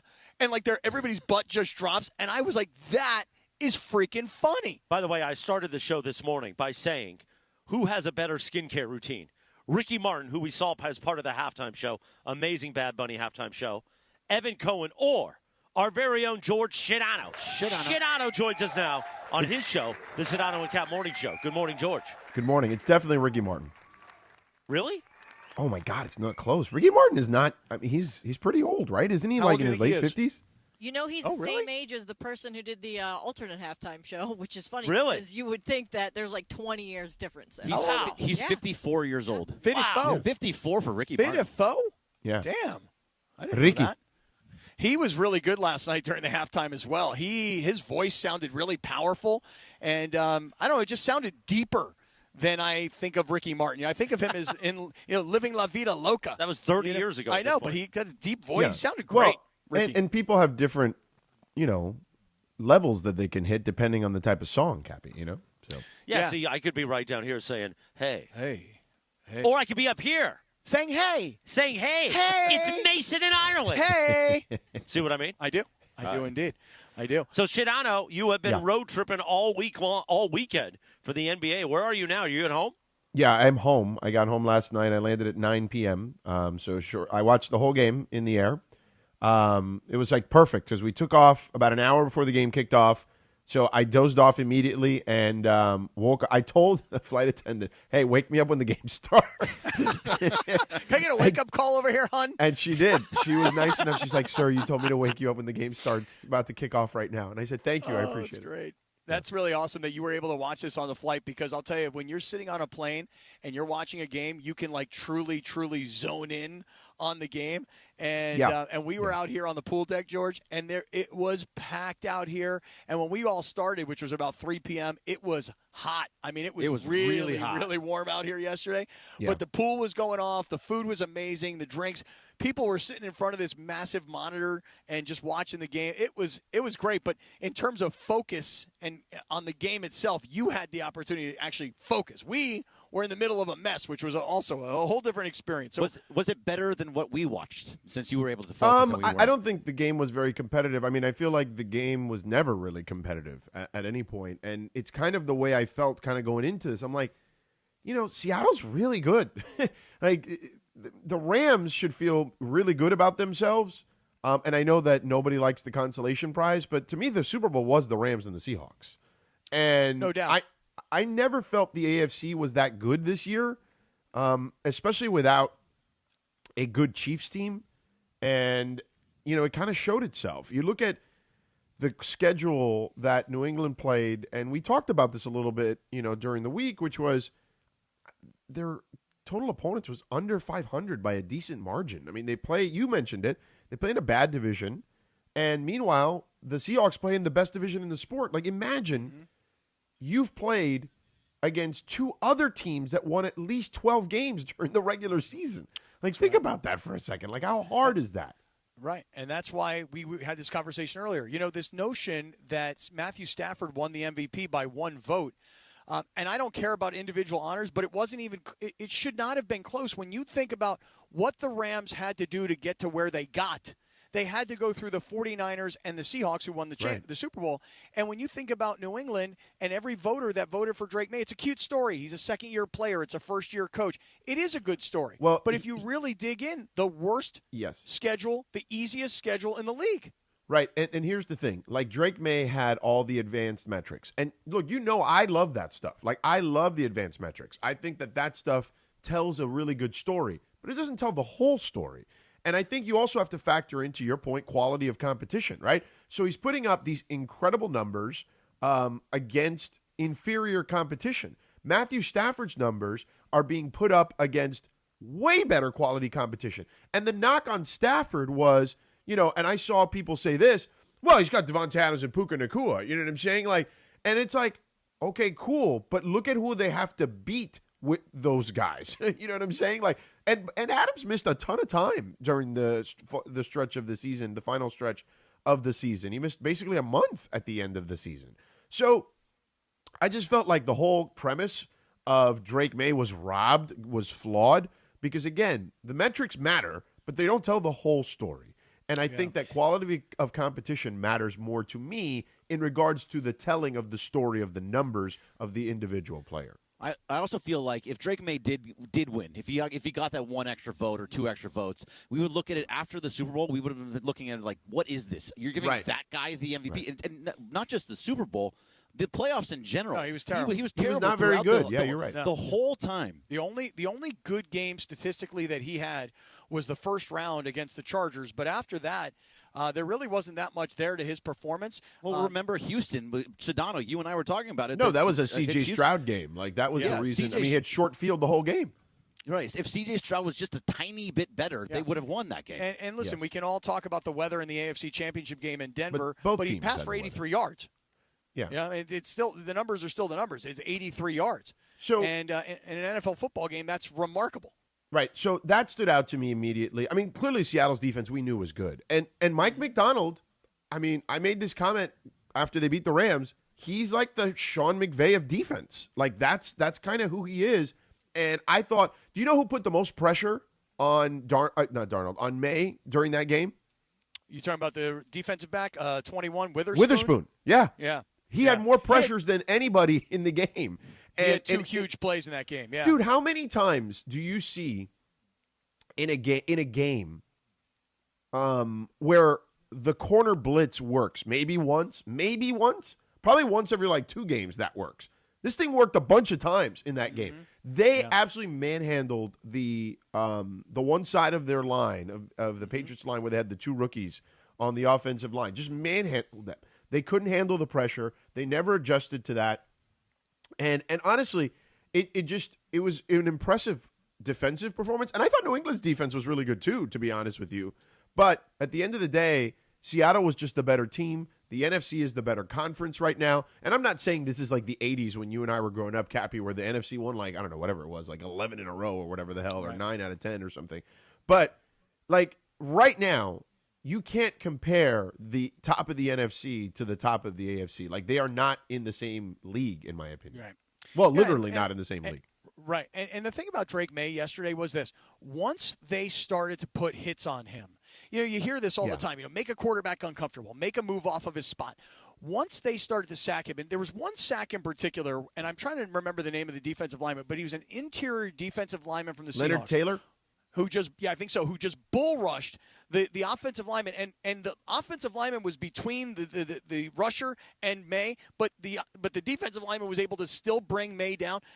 Drake May was running for his life, and he was getting sacked, and he was being pressured, and he couldn't handle. When you say he couldn't handle the pressure, there were so many times where eventually you're like, okay, he's actually got a little bit of time, and then he throws the ball, and you're like, what kind of crappy throw is that? But that's the after effect of being hit and pressured and sacked. And now you're 22 years old and you're in a panic because this isn't a regular season game against Tennessee. This is the Super Bowl on the biggest stage, and you have been rattled. And you don't have the experience or the age to say, okay, I got to calm down. I got to settle down. I know what's going on out here. Because there were times, George, where he actually did have time, and he just couldn't complete the pass. Now, he did throw that touchdown pass late, which was a perfect dime. Right. But that was his best throw and his only great throw of the game. Yeah. Yeah, the game They're was down over. 29-7 at that point. Like, right. So yeah. listen, So I watched the game. I thought it was it kind of played out the way I expected it to play out. Like I didn't expect it to be very close. And for a second, I thought it was. I was kind of secretly, because I hadn't slept much Saturday into Sunday, and I had like pieced together maybe 3 hours in 3 different stints. I was hoping for like a blowout right away. Like I was hoping so you like could just go to sleep. Right. I was hoping that by the time Bad Bunny went on, it was like 8-0, and I could just like after Bad Bunny go to bed. Yeah. Yeah. Listen, you said this at the beginning though, and I'm going to tell you where I disagree. You know, if you're the Rams, you can look and go, well, hey, look, we lost to the Seahawks. The Seahawks won the Super Bowl. Okay, so there's no shame in that. On the other hand, I will just tell you that if you are Sean McVay this morning, if you are Matthew Stafford today, you are thinking to yourself, man, this was not Patrick Mahomes and the Chiefs. This was not Josh Allen making his first run at the Super Bowl. We could have easily won that Super Bowl, no problem. Yeah, you know, well, but I think we're saying the same thing, just different ways. I agree. I think that the Rams should feel good about where they are in the league because they probably should have beaten Seattle. Either time that they lost to them. I mean, you can make the case that they could have won either of those games. So yeah, I think we're saying the exact same thing. I think we're just going about it different ways. And I'll play something for you coming up in a little bit. Verse was on the Ryan Clark podcast with Channing Crowder and Fred Sato, the Pivot. Yeah, I saw the this? clip. Yes. Okay. Yeah. Because I feel like if I'm the Rams, I'm just not happy with how things ended. Clearly, you lost, but I'm also not happy with this notion that maybe the defense in particular went in a little too confident. So let's do that in 3 minutes. How about that? Yeah. And I'll probably do this for Chris Shula again, because he should be disgusted this morning. For the love of God.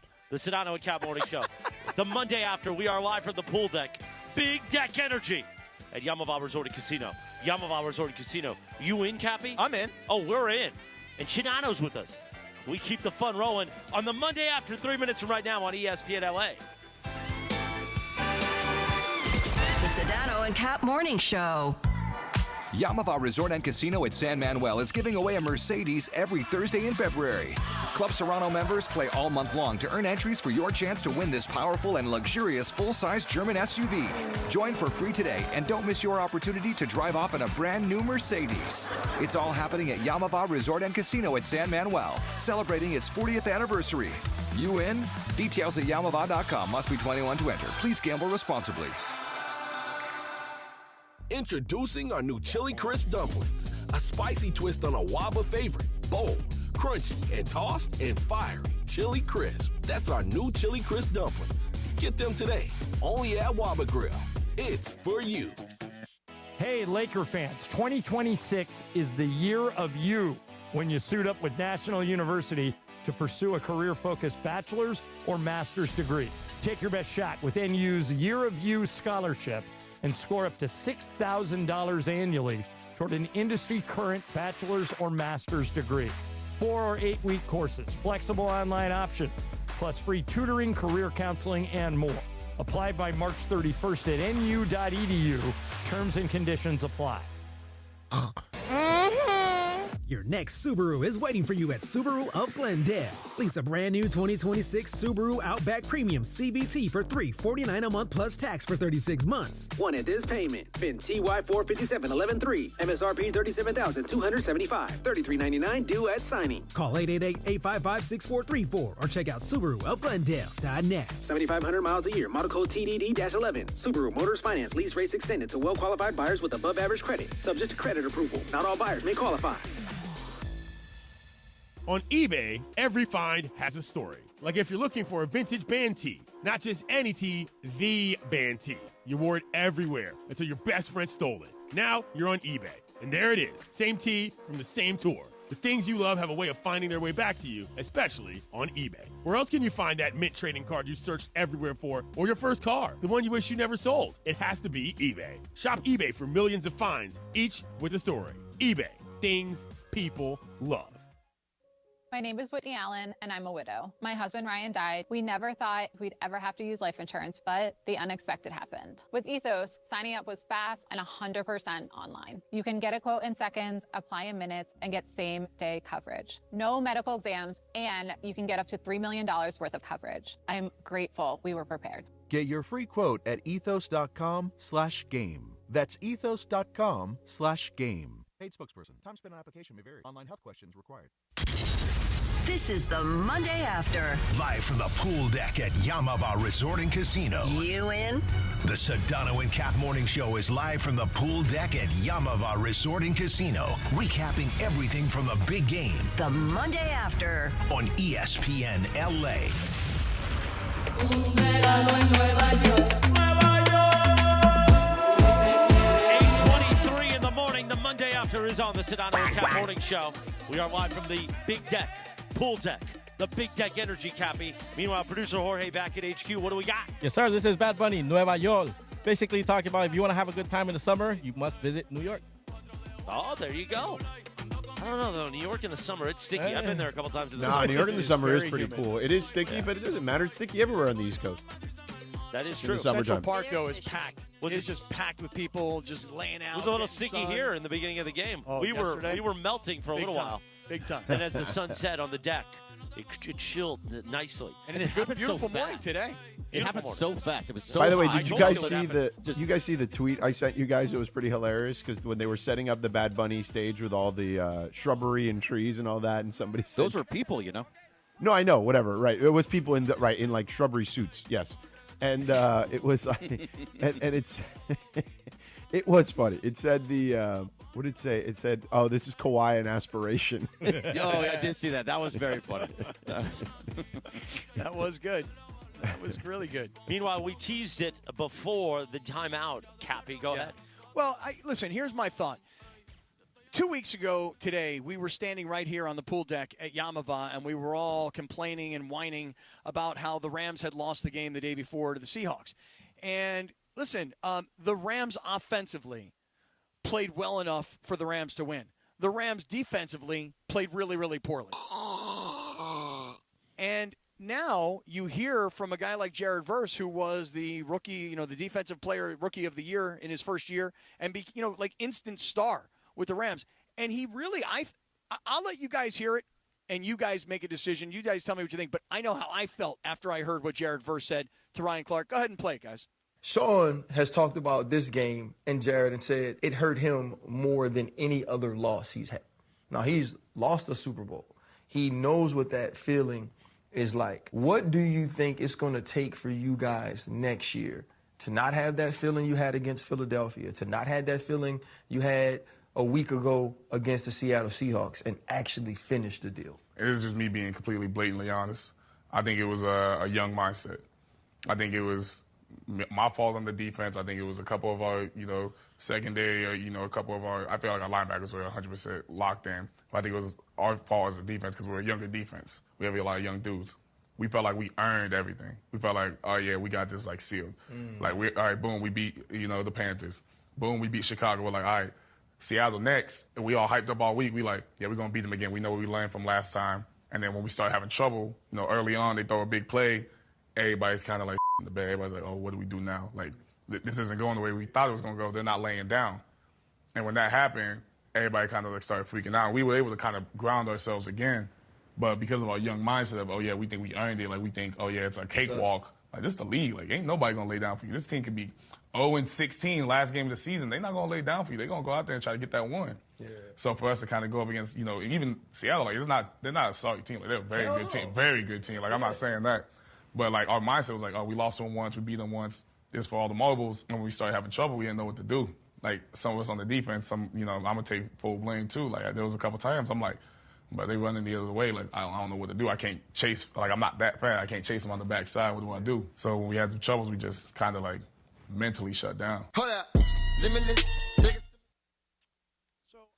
this is the first time you guys have heard this, yeah, right? First time. What'd you guys think? Amazing sound. No, I thought he was. I really liked it because it sounded like he took on the persona of his coach, taking the blame for things, saying that we had a young mindset. It was on me. I think that is something that he learned from Sean McVay, if I'm being honest. I felt like, George, here's the problem for me, is that these guys kind of went into that game thinking like they've already won it, and then when things didn't go their way, they weren't calm enough to try and, settle down and fix what was wrong. And by the way, you've got a young defensive coordinator who also was not able to settle them down or make the right play calls. And so when I heard Jared Verse say this, it actually got me more upset about the Rams losing to the Seahawks. I did not take it that way. I took it as I take it at face value. He's a young player. He's very cocky. And I mean that in a good way. Like, I love his confidence. And I think that sometimes when you're young, we've all been there, you're overconfident. And they felt like, whatever issues we have, that's on us. We can fix that. And they were not locked in the way they needed to be locked in. And that happens to a lot of people. There are plenty of times in any walk of life, you come in overconfident, and then you realize you're up in a real fight. And by that time, it's too late. The other person has got you. And so I believe that's just, I just take him at face value. I don't get upset because what's the point of getting upset? Like, upset for what? Upset. I mean, he's a human being. Again, Cappy, you at some point in your life when you were kicking somewhere felt like, I got this. This is good. I'm good. I have no issues here. Hell, maybe even doing a show. Like, you came into a show one day thinking, this is going to be easy. And then all of a sudden the show takes a different turn and you're like, ooh, I was not prepared for this turn. And it's happened to all of us in any walk of life, whatever it is that your line of employment is. I just felt like what I heard from Jared Verse was we were overconfident that we were going to win this game. And then when things didn't go our way, none of us, himself included, not his defensive coordinator, he called out the secondary. Nobody was able to calm down. And listen, that's what happened to Drake May yesterday as well. I mean, once Drake May started to get hit, once Drake May was on the run for his life, once Drake May was not comfortable, even when he had time to be comfortable, he couldn't make the right throw. So I guess from my perspective, I know this, that the Rams offense might have put a much bigger beat down yesterday on New England. And the Rams could have won this Super Bowl. It would have been the easiest thing ever to beat New England and win this Super Bowl. But it goes back to the earlier point. Seattle, San Francisco, the Rams, it's the toughest division in football. And whoever came out of that division, in this case Seattle, was eventually going to destroy whoever they played, in this case New England. But just a bummer to hear such a young guy say, look, we're so young, we're so inexperienced that we couldn't handle it at the time. But I mean, we thought we were going to handle it, no problem. Agreed, it's a bummer, but it's also part of growing up, right? Like, that's just kind of how things work. You when you're young, you're overconfident and cocky. When you get older, you become less risk averse and more focused, right? It's the old adage of what is the old adage of? It's what is it? Something is God, I can't think of it right now. I'll help you. I will help you. It's something's uncomfortable. It means that you're growing, right? No. Like something is wasted on youth. The youth. Oh, yeah. Something is wasted on youth. Youth is wasted on the young, right? Yeah. So when you're youthful, you've got all this. You're vibrant. You have all this energy, right? Like, you're good, but you don't have the mental, acuity to be able to understand the gravity of a situation, right? And because of that, you have to kind of go through some crap, right? To then realize, oh man, I wish I would have been able to do this differently. But the reality is, it's life. You can't do it differently anymore. That moment is gone. That moment is past. So that's why the saying "youth is wasted on the young" is the right adage here, because it's that. It's just he's being a young person thinking, I got this. I can wing this. No big deal. Whatever issues we've had, that's all good. That's in the past. We're still awesome. Like, we're good. Nothing's going to change. We've been locked in on these guys twice. We got this. And it didn't work out that way. Don't you actually like the fact that he took blame for it? That he said that. I do. I do. Yeah. But I do like the fact that he realizes they squandered a moment In hindsight, yes. No doubt. And he takes blame for all that stuff. I think that's Accountability, though, not blame as much as it is accountability. Well, he said I blame myself, but yes, so it is accountability in that sense. But so no matter what, like if the fact is that he's going to be better next year because of it. Well, they are all going to be better because they're not going to go into any game thinking, oh, we got this anymore. Because they learn from their experience. You heard what he said. He goes, Seattle wasn't going to lay down for us. No team. He said, this is the league. No team is going to lay down for us. That is an indication that you went in not just overconfident. You went in with like a feeling of, well, we're the Rams. We show up. We win. No problem.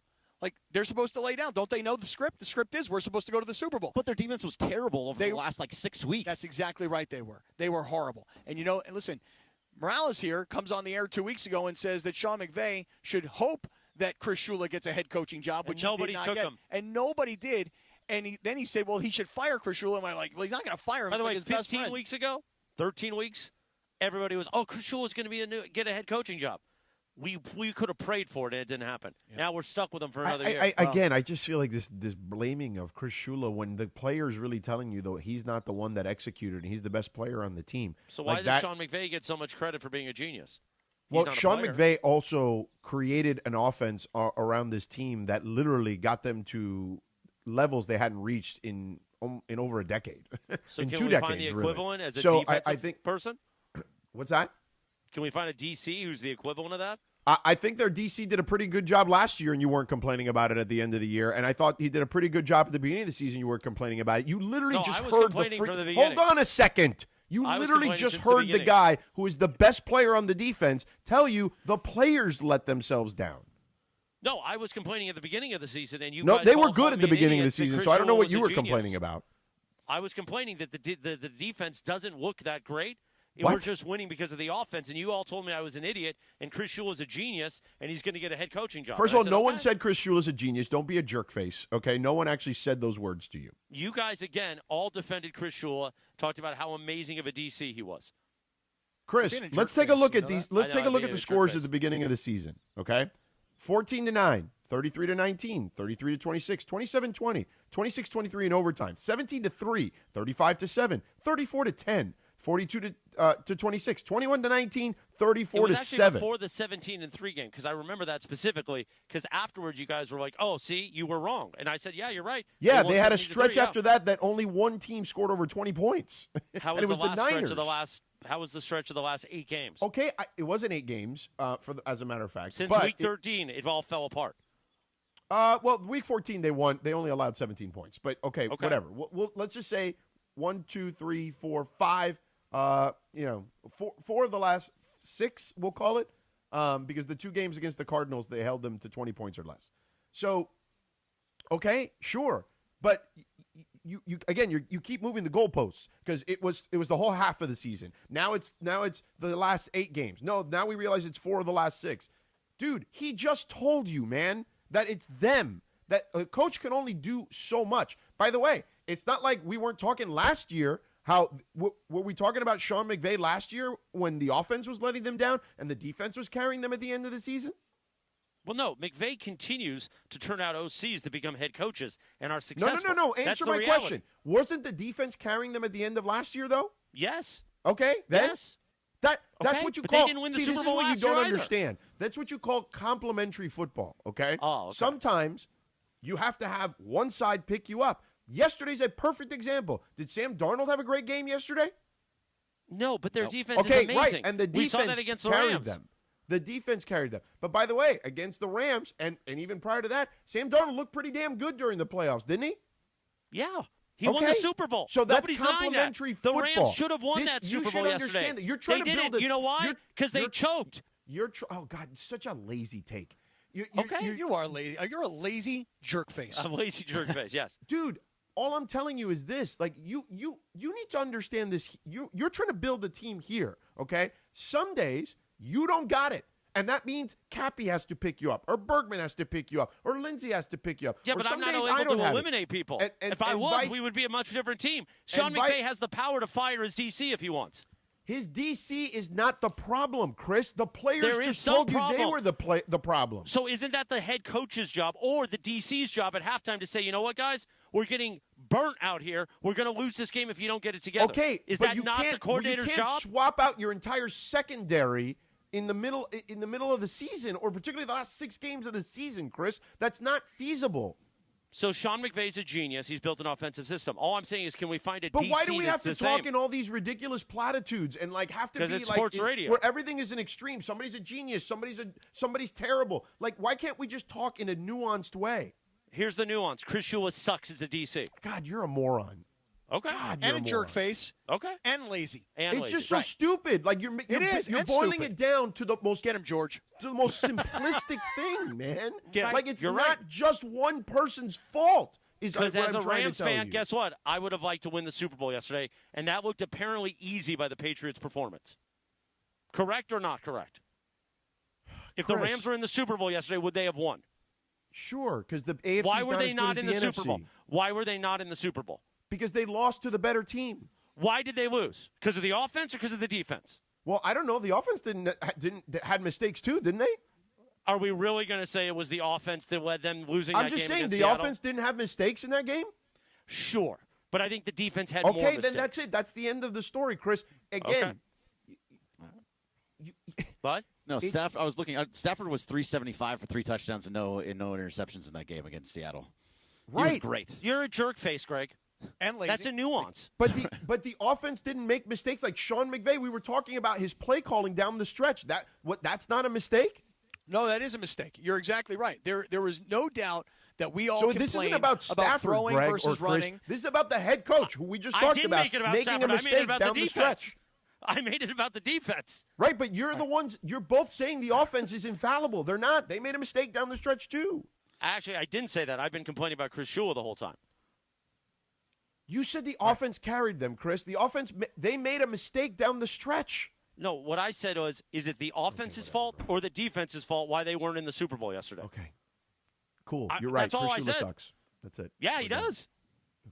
God, you're Look what you've done. You really. I don't know what I've my done. man is working on very little sleep. Okay, the guy has traveled. The guy did a Laker game on Saturday night. He flew cross country through the night to go do a Celtics game. Then he came back to watch the Super Bowl on the flight, and he's up early this morning to battle with us. And look what you're doing to the guy.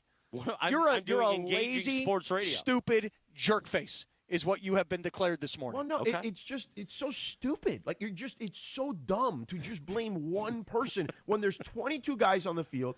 By the way, the special teams doesn't matter too. What the hell are we talking about here? But at least McVay fired those guys. McVay fired those people. This is all my fault, by the way. But the special Why is it teams your has been a problem literally from the preseason through the end of the season. They switched kickers. The defensive coordinator. You can make the best call every single time. Okay, let me tell you as someone, and Cappy, I feel like you definitely can back me up because you played the game. Okay, well, the defensive coordinator can call a play. Okay, and then all 11 guys have to quote unquote do their job. It's why you hear Nick Saban say this all the time. Just do your job. Okay. Because if one guy on the defense doesn't do their job the right way, the whole thing is screwed. It doesn't matter if you had the perfect play call. 100% true. Everybody's got an assignment. One guy doesn't do his assignment. One guy has a mental breakdown. The whole thing can break down.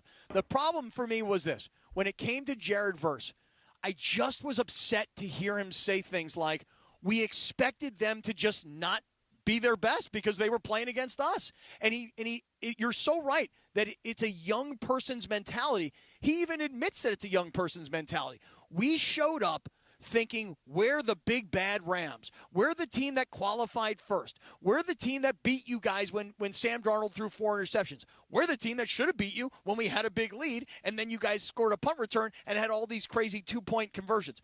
We should have won both games, and we showed up in Seattle for the NFC Championship game under the expectation that all we had to do was show up and win. And the defense, George, to your point, special teams played a big role. Defense was not good. And frankly, the offense, there were lots of questions about play calling and clock management and so on. Because, again, you weren't with us in the 7 o'clock hour. There was a stat, I'm sure you saw it during the game. The Seahawks trailed for 95 seconds of the entire postseason. Those 95 seconds were at the end of the first half of the NFC Championship game when the Rams took a 13-10 lead, gave the ball to Seattle, who went 3 and out. They gave the ball back to the Rams, who took 30 seconds off the clock, gave the ball back to Seattle, and Seattle took a 17-13 lead in at halftime and got the ball to start the second half. Those were your 95 seconds. So there was plenty of blame to go around. I just didn't like hearing Jared Verse tell me what he said. We're just oversimplifying things, and that it's so stupid. Like and lazy. Let's take the loss to Atlanta. Let's take the loss to Atlanta. Okay, when they lost 27-24. Matthew Stafford was terrible in that game. Horrific. Horrific. What, is that the defense's fault? No, that was the offense's fault. But that was at the end of the season, we said that on the radio too. But that was we at the said end that of the on the radio season then, too, Chris. This is the problem. I You know. oversimplify things because you're a simpleton. Okay. Just want to make sure I got everything. The last time you said that on the air, I had a whole phone call about it. So lazy. Please don't do that. Lazy. Call me whatever you want, but avoid the simple stuff. What do you mean? Why the simple stuff? Don't sweat the small, simple stuff? No, the simpleton comment. Okay, problematic there. It is? Why was it problematic? That one? Because he said another thing similar that was like a whole thing. Oh, really? Yeah, but I put it in an open, so that was on me. Okay, it's on you, huh? Yeah. Hey, love, not hate. No, we like a little. It's like Bad Bunny, though. It's all love. Like Bad Bunny. It's all love. Exactly. It's got to be like Bad Bunny. Like it's got to be all love. Love over hate. It's got to be all love here, George. See, no, listen. Right. I listen. Yeah, it's great. I love Chris, except when he talks actual football because he doesn't know what he's talking about. See, I don't know what I'm talking about. And generally speaking, tell him, George, he don't really know anything about sports either. No, I mean there is that too. Yes. Yeah, that not too. at all. Hey, listen, if I've known absolutely nothing, I've had this career in sports radio for 25 years. I mean, you've had a hell of a run. There's no question. Hell of a run. You fooled a lot of people. We got to sit down with Jay Glazer at halftime yesterday. Yeah. I remember when Jay and I last saw each other. Well, I was still in a pretty good position, too. So I guess I have kept it going. I must be fooling everybody, Cappy. I'll tell you this right now, George. Yesterday at halftime, I wanted to watch this Bad Bunny performance, but Jay Glazer came to sit down, and little did I know that me, Chris, and Jay were going to get into an extremely deep conversation. I'm like, Jay, Bad Bunny is up here, you know. But then we got into this crazy deep conversation where the three of us were all like fighting back tears. By the way, Carlo Saisu, our digital media manager, he just cut it up and put it on YouTube, just the conversation. We'll blast it out today after the show for those that want to consume some of that content. Meanwhile, speaking of consumption, a man who is not a jerk face about sports, George Sedano, is going to tell us about Books. Yeah, listen. Maybe, and this is what Chris does to me after I gave him Book's flowers to give to Stephanie because he had forgotten Valentine's Day flowers. Look at that. This is the love I get reciprocated to me, is he drives me up the wall, making it so simple about Chris Shulen going all day long. Because that's all he knows how to do. You're making the read much longer. You just aired him out. Yeah. I mean, yeah. Maybe you know what Chris he did? Shula should get some flowers. On Valentine's Day. That's what happened. Here's a PSA. Don't go on Valentine's Day like Chris did, okay? Flowers, not getting flowers, that's not the move. Trust me. Be careful. You're going to hurt your voice, and you got like 47 jobs to do this week. This is why I go to the Books company every single time. Books delivers modern bouquets fresh to her door. Plus, with our code ESPN, you get 25% off. Books flowers are cut fresh from the best farms. So, listen, you get bigger, brighter blooms that last way, way, way longer. They got incredible flowers that are even grown on the side of a freaking volcano. And the best part, Books makes it easy. Pick the bouquet, the delivery date, and you're done. Even a Neanderthal like me and Christopher can do it. All right? No last-minute panic. That's why Books has over 50,000 five-star reviews. And listen, even if your significant other says, you don't have to get me anything, that doesn't mean no flowers. Flowers still score every time. Valentine's Day is February 14th. It's right around the corner, man. Big game's over. So here comes February 14th. So don't fumble this order. Order now. Go to Books.com. Use the promo code ESPN. 25% off. That's Books.com. Promo code ESPN. BOUQS.com. Promo code ESPN. Books. Promo code ESPN. Thank you, Sedano. 846. The Sedano Morning Show. Live from the pool deck at Yaamava Resort and Casino. Yaamava Resort and Casino. You in coming up in 3 minutes. We'll do the morning wood. Thanks to Hernandez Wholesale Flooring with an Olympics update. Da-da-da-da-da-da. Da-da-da-da-da.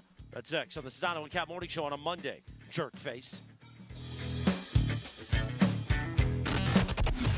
This is the Sedano and Kap Morning Show. Mike, in sports, dynasties don't happen by luck. They happen with culture, coaching, and execution. Couldn't have said it better myself, Travis, but that's exactly how we run Rotolo Chevrolet. Mike, it's actually pretty simple. Customer service that takes care of people. It's probably the biggest reason why people choose Rotolo Chevrolet. They come from all over California. 210 freeway, Sierra Avenue exit, right there in Fontana. I'm going to remember that the rest of my life. Love it. And of course, RotoloChevy.com. ROTOLO Chevy.com. Change is in the air at LAX. Los Angeles International Airport's automated people mover trains are rolling soon as part of LAX's ongoing investments in improving your travel journey. The new trains will quickly move guests between all terminals. The new consolidated rental car center, metro trains and buses, and economy parking in 10 minutes or less. Departing every 2 minutes, they'll help approximately 30 million passengers per year. Learn more at lawa.org/ESPN. That's lawa.org/ESPN. ESPN LA is bringing the action to Hollywood Park Casino for the House Rules Grand Opening Celebration. Happening Thursday, February 12th from 3 to 5:30 p.m. Join ESPN LA's DeMarco and Travis, as well as me, Chris Morales, as House Rules by Hollywood Park Casino, partnered with Legends Attic, the Southland's premier sports memorabilia gallery and store, officially opens its doors inside LA's hottest card room. Celebrate in style with great food, drinks, prizes. Meet Oral Hershiser and Isaac Bruce. More information at playhpc.com/events.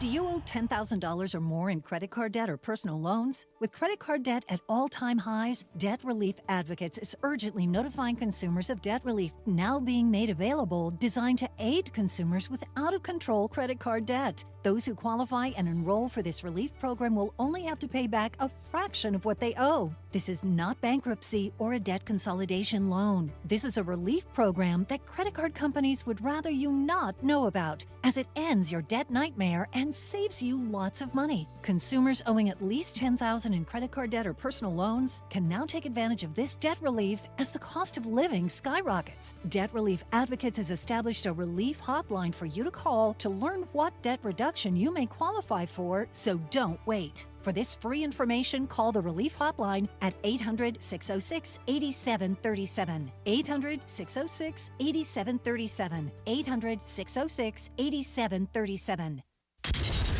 This is the Monday After. Live from the pool deck at Yaamava Resort and Casino. You in? The Sedano and Kap Morning Show is live from the pool deck at Yaamava Resort and Casino, recapping everything from the big game. The Monday After. On ESPN LA.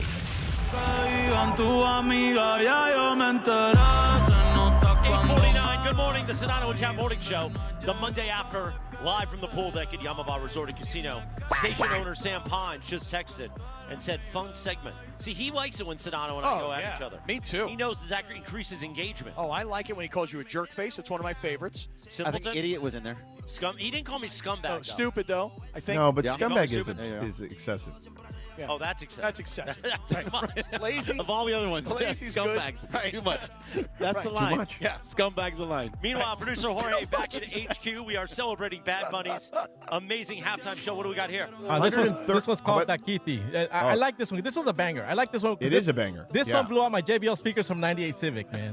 This one did that to my speakers, dog. By the way, 135.4 million viewers breaks the all-time halftime show record in the Super Bowl. No, it was incredible. And actually, I don't want to make the point I made earlier because it'll take too much time, and we got an out in about 5.5 minutes. But we'll do that in the YouTube hour. Meanwhile, it is time for the Morning Wood, brought to you by Hernandez Wholesale Flooring. If you're in the market for new flooring, shop at Hernandez Wholesale Flooring, where every day is a deal, no gimmicks. Call 866-62-FLOOR, F-L-O-O-R, or go to HernandezWholesaleFlooring.net. No sale beats wholesale. Give me the Olympic theme, Jorge, because it is time for our Olympic update. The Winter Games, and Lindsey Vonn is no longer part of them. Very She sad. gets hurt. Very Terrible. It was sad. very sad. Meanwhile, we go to our Winter Games update desk and producer Lindsay Baseball.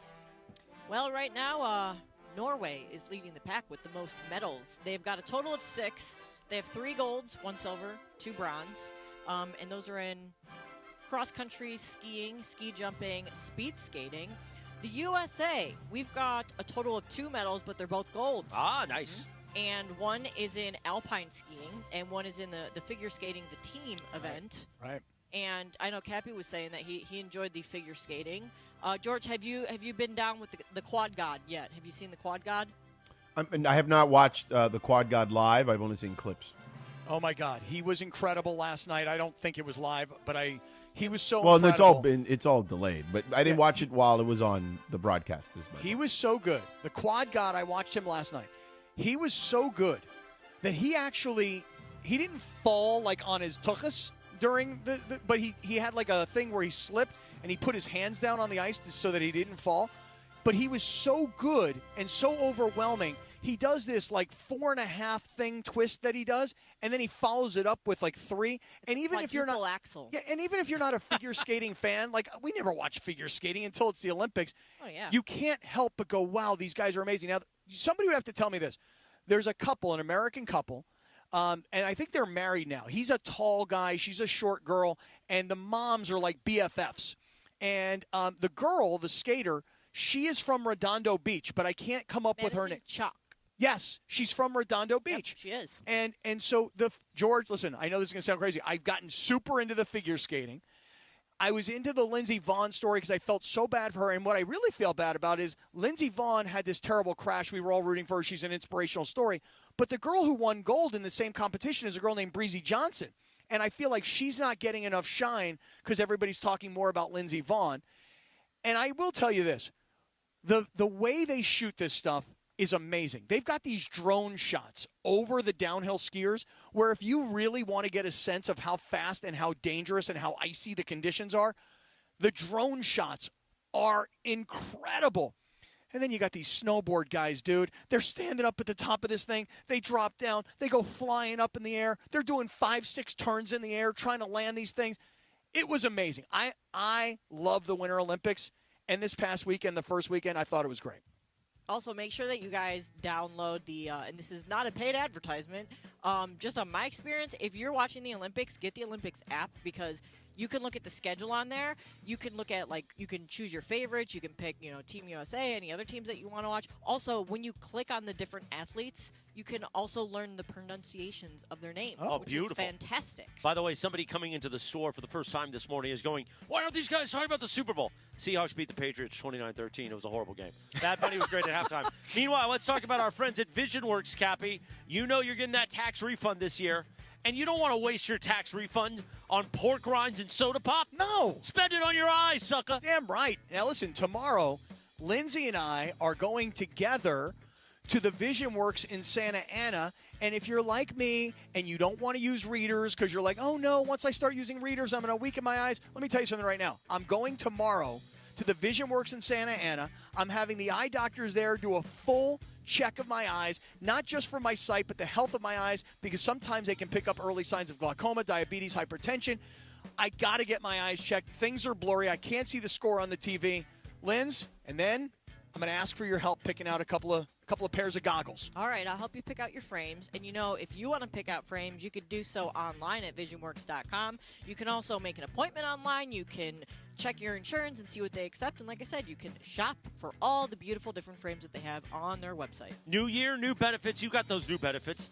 Every new year comes with renewed vision benefits. So get into the VisionWorks. They got the BOGO, Cappy. 2 pairs, 1 easy decision. Buy one, get one free at VisionWorks. Right on. Meanwhile, 8:55 in the morning on a Monday, the Rich Eisen Show coming up terrestrially. You want to hear what Rich has to say about Super Bowl 60? That's coming up and on the app. And if you're listening to us on the app, stay right there. We begin the YouTube hour straight up at 9 o'clock at ESPN Los Angeles. We also get shit out of thoughts on the Lakers win over the Warriors Saturday. We got Lakers Thunder tonight at Crypto.com Arena. Cappy's going to be there. Spurs tomorrow night. We got hoops action. Oh, yeah, big week coming up for the Lakers. And big more on Super Bowl 60. We're back in 4 minutes right here on ESPN LA.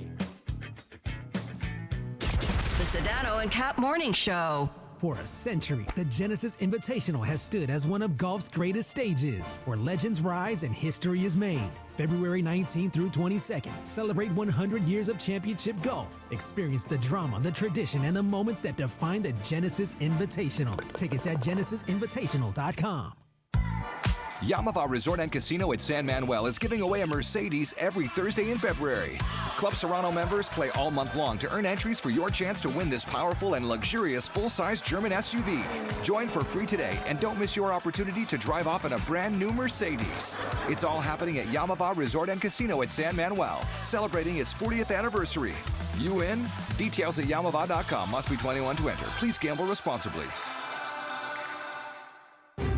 Los Angeles, business is personal. It's built on trust, shared goals, and showing up where fans live and listen. At ESPN LA, we don't just close business, we open partnerships. We are hiring audio marketing consultants and play-by-play marketing consultants, local experts who know how to connect brands through ESPN LA's talent, digital platforms, events, and the power of Lakers, USC, Rams, Kings, Angels, and LAFC play-by-play. This role is about listening first, creating custom solutions, and building long-term relationships with businesses across one of the most iconic sports markets in the world. If you are driven, collaborative, and ready to represent the best brands in sports, this is your opportunity. Competitive pay, full benefits, real growth. Open your next partnership with ESPN LA. Apply today at goodkarmabrands.com/careers. goodkarmabrands.com/careers.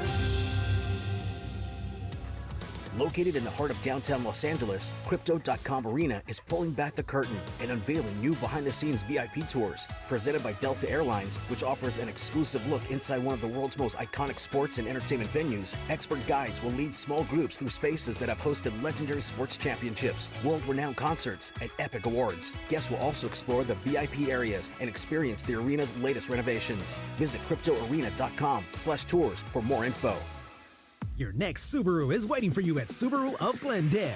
Lease a brand new 2026 Subaru Outback Premium CBT for $349 a month plus tax for 36 months. One at this payment. VIN TY 457-113. MSRP $37,275. $33.99 due at signing. Call 888-855-6434 or check out SubaruofGlendale.net. 7,500 miles a year. Model code TDD-11. Subaru Motors Finance lease rates extended to well-qualified buyers with above average credit. Subject to credit approval. Not all buyers may qualify.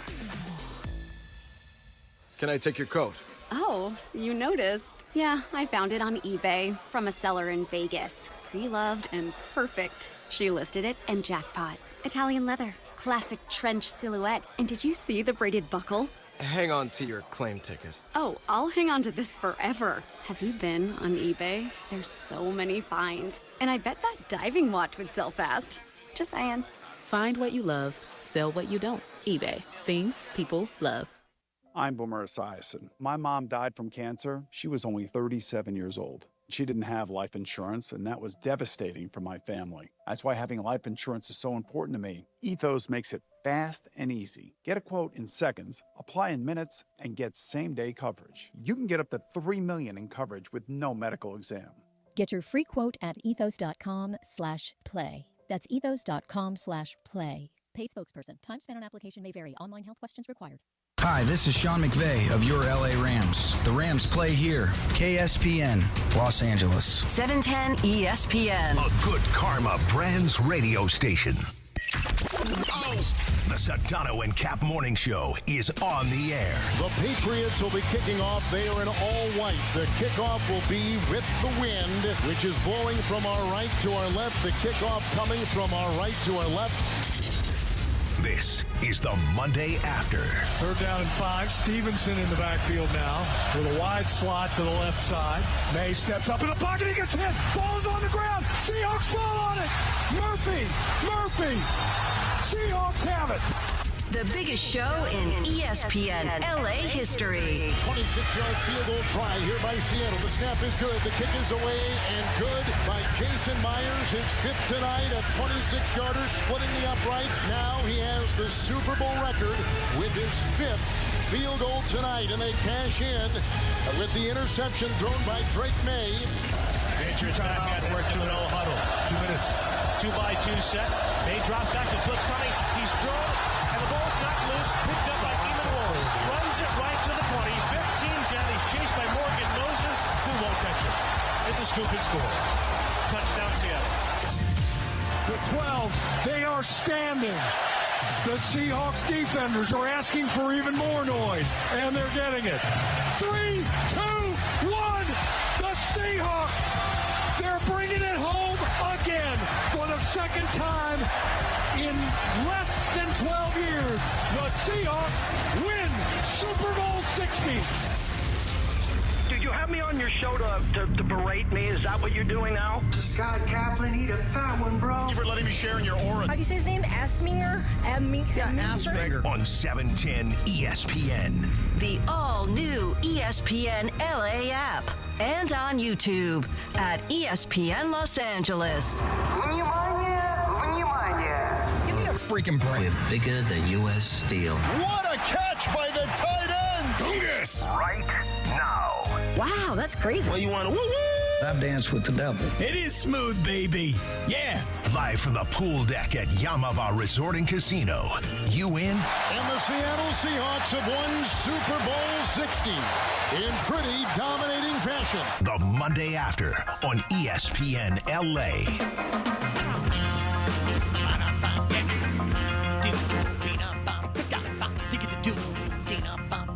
Woo! 9:02 and 40 seconds. Welcome into the Monday after the Sedano and Kap Morning Show. We are live from the pool deck at Yaamava Resort and Casino. You win, Jack. Producer Lindsay Baseball's here. Greg Bergman, me, Chris Morales, Cappy, producer Jorge back at HQ, and the one and only George Sedano live from home, recovering from a long weekend of NBA action. Super Bowl 60 is in the books. The Seahawks, they really annihilated the Patriots. They are Super Bowl 60 champions. And we'll talk plenty about that, but we've done 2 hours on that. We have not gotten to the Lakers. The Lakers, man, win Saturday night against the Warriors. Sedano was doing that game for ESPN Radio. Sedano, good morning. Good morning. I thought the Lakers played pretty well in that game. Defensively, they looked good. The game was not going to Springfield anytime soon based on the way the two teams were shooting the ball early in that game. But I thought the Lakers played well. I thought Austin, had some good moments down the stretch. I thought LeBron played pretty well. He had that incredible burst of 12 points in like 3 minutes or whatever it was. That really kind of set them apart. And they look pretty good. We'll see what they're able to do against an undermanned OKC team, which no Shea, right? Yeah, Shea's done until after. He's not being reevaluated until after the All-Star game. So he's got a good win to get. Abdominal injury. It'd be a good win to get. You got a tough week coming up here. Oklahoma City tonight, and then San Antonio tomorrow, and I think it's Dallas on Thursday. Right. All of this leads, 3 home games when you've won 3 straight games already, leading into the All-Star break. And, it would be good because, there was no Steph on Saturday, so there was no Luka on Saturday. So, okay, 2 guys that are kind of X each other out. Get these wins while you can. And, look, even if they win against Oklahoma City and we're like, they didn't have Shea, so what? You got to bank these wins, especially at home. Do you know if Luka Doncic is out tonight also with a hamstring? I do not, no. I don't. JJ told us he didn't expect it to be a long-term injury situation. Do you think they should just leave him out until after the All-Star break, like Shea? Just let him rest and relax and be ready to go in the second half? Yeah, I would. With one small caveat, though. What's that? Don't play in the All-Star game. Oh, agreed. You see what I'm saying? Like if he doesn't play in any of these 3 games this week, and then he goes and he plays this weekend, that doesn't look good, in my opinion. They don't play in the All-Star game anyway. No, but it doesn't matter. Wemby's saying he's going to play hard, and if the guys don't want to play hard, that he's going to just jam it on everybody's head all day. Good. That would be fun to watch. But you got to look. You got to get dressed. You got to go out and shoot around. You got to warm up. You got to stretch. You got to run up and down the court. So we may say like, hey, it's no big deal. It's just a jog. You know what I mean? It's just a little exercise. But if Luka's not going to play in any of these 3 games, and that's an if he doesn't play in any of these games this week, and then he goes and plays in the All-Star game, I don't feel good about that. I think they ruled him out for tonight already. Right. But sure. I think the plan was to play ideally before the All-Star break. Good. That could change, obviously, but I think that was, again, we were told not a long-term situation. Yeah, so if you told me that he sat out tonight and tomorrow night, and then he played on Thursday night, and then he played in the All-Star game, no issue. But if he doesn't play at all in any of these 3 games, and yet he's okay to play in the All-Star game, because, by the way, it's an honor to play in the All-Star game, number one. Number two, the whole international versus U.S. thing, when you look at the international team, you're like, whoa, those guys are stacked. You know what I mean? Those guys are really looking good. And I'm sure he would like to play with those guys and represent. But I can't take it if he doesn't play in regular season games. It's fine. Yeah, I mean, I think he'll play probably before if I had to guess. But, yeah, he's not going to play tonight. Hey, can you real fast? The Lakers added Kobe Buffkin to the 15th man on the roster. Do you know anything about him? Anything like is he gonna be something that's anything? I know a little two-way bit about player, him, but not a ton. I mean, I know he played college ball. He was a pretty good player in regards to like where he was drafted. Like he was a good college player. But I don't know enough about him as a professional to really give you real commentary. Okay. I'm going to just go back to Saturday night for 1 second. Draymond Green is one of those guys. I'm so tired of that when he's on your team. Oh, no way, dude. I love Draymond you like Green, him. man. He's so fun to watch. But when he's on your team, you like him. Because he is a villain. So when he's on your team, he's your villain. But when he's on the opposing team and he pulls that crap that he did the other night against Austin Reeves where he just blasted him. Forearm shiver. I mean, come on, man. He laid the wood. He did in a big way. He does it all the time. He kicks guys in the nuts. He doesn't kick dirty guys player in the nuts all the time. Let's not go that far. Oh, he's done it more than 3 times. Hey, that got Cleveland a championship. If it wasn't for that, exactly. Listen, he wouldn't have been suspended for a game. Right? I believe he punched LeBron in the nuts in that one. It wasn't a kick. Oh, he punched. Oh, it was a nut punch. Oh, sorry. It was a nut you didn't kick that time. Right. You punched that time. Right. I mean, Dennis Rodman used to do that all the time. Yeah, I love Dennis Rodman. So do I. And Draymond reminds me of him. Yeah, they're very similar players. I guess if I'm being honest about it, I'm kind of feeling like Austin's my guy. You know what I mean? Right. And it's like if he would have done what he did to LeBron, no problem. If he would have done that to DeAndre Ayton, no problem. But Austin's my guy, man. I love Austin Reeves. And so to see him blast Austin Reeves, and who's the first guy that comes to Austin Reeves' defense is Maxi Kleber. LeBron kind of had that thing where he sort of got in the middle, like, hey, guys, let's not really fight here. Well, they're friends. And that's just it. Yeah. So LeBron and Draymond, they're tight. So instead of LeBron coming over going, hey, man, what are you doing? Like, and starting to kind of get in and protecting his guy, LeBron is more in the let's not do this, guys. But Maxi, I'm so happy to see Maxi Kleber finally. He's playing well right now. Kleber has been very impactful for the Lakers. In fact, I can remember us all having a conversation earlier this season with Dave McMenamin, and I said to him, Dave, is this guy ever going to contribute? I mean, he was part of the trade, and he is a big body. Well, Use this guy. Remember, he was out for the whole year last year. Right, but this year he's been healthy and he's been available. So you know what? Get a couple of minutes out of this guy. Maxi Kleber was a really good defensive player. He's a winning player defensively. Like he's a good defender. I remember Michael and I having this discussion when he was with Dallas, and I was saying that at that time, Maxi. This is a year the Warriors played the Mavs in the conference finals, so it was 22. And I remember telling Michael, I said, Maxi Kleber is the most important defensive player on the Mavericks. And he scoffed at me at that time. Oh, and I no, always he give did him not. crap now that he's on the Lakers. I'm like, hey, remember when you scoffed at me when I told you Maxi Kleber was the most impactful player on the Dallas Mavericks defense that year? And he's like, yeah. Hey, listen, I go back to Draymond. If Draymond, who during the trade deadline was already prepared for the possibility that he was going to get traded, and then, again, back to have a conversation last week, I think it was with Wendy, where we talked about, is he just potentially traded to Milwaukee for Giannis should that deal go down? Obviously it didn't. Or could the Lakers possibly be in on this? If Draymond Green played for the Lakers, I'd be a huge Draymond fan. But, no, not for you. He almost played for the Lakers, to your point. Yeah. Did he almost play for the Lakers? When? I mean, yeah, the Bucks were never really serious in trading Giannis, so it doesn't really. I guess not. Yeah. But I would love to have a tough guy, to have a badass, to have an enforcer, to have a thug. Well, I would love to have that kind of guy. They added Jose Alvarado, who is, a guard, but he's that. Like, he's an irritant. He's a pest, and he's also skilled, defensively, and he can play offensively too. But that's what he is. You need those guys on your team. See, that's what I like to be, an irritant. Oh, you're and a definitely pest. that. There's no question. And lazy. No, see, an irritant and a pest is not lazy. Not lazy, not They're lazy. just an irritant and a pest. But do they have lazy takes? Yes, sometimes they do. Got it. And as Parker pointed out in the group chat, moron. There's By the way, moron in there, too. Where's Parker? He's in our group chat, but he hasn't been on the show in like 3 weeks. What's the deal? Where's this sucker been? Oh. Whoa. Oh, I didn't know Parker was in it. Whoa. Uh-oh. Is that your microphone, Sedano? Me? I don't know. I don't think so. We had like feedback situation. Sounded like a bee, though. Yeah, it did. I heard the same thing, yeah. Weird. George Sedano. Yeah. So we haven't asked you about this because you weren't with us in the first hour today. trying to get you all rehabbed and ready for another long week, I'm sure. Give me an opinion on what you saw out of Bad Bunny. I was incredibly proud of watching that. It literally, if you're a Hispanic person, a Latino person, that is your entire what he recreated is your entire childhood, right? The family party, the wedding, the kid falling asleep on the 3 chairs, like the entire thing, the dancing, the different types of Hispanic music and Latino music that was being played, from reggaeton to cumbia to salsa to merengue, right? To all these, mixed in with obviously a level of hip hop. It really is everything I grew up through my entire childhood, through my adolescence. It was awesome to watch. I teared up a little bit at one point, like laughing, smiling at it. Like, I'm not going to lie. I had a Cappy Rinaldi moment even, I would say. I love it.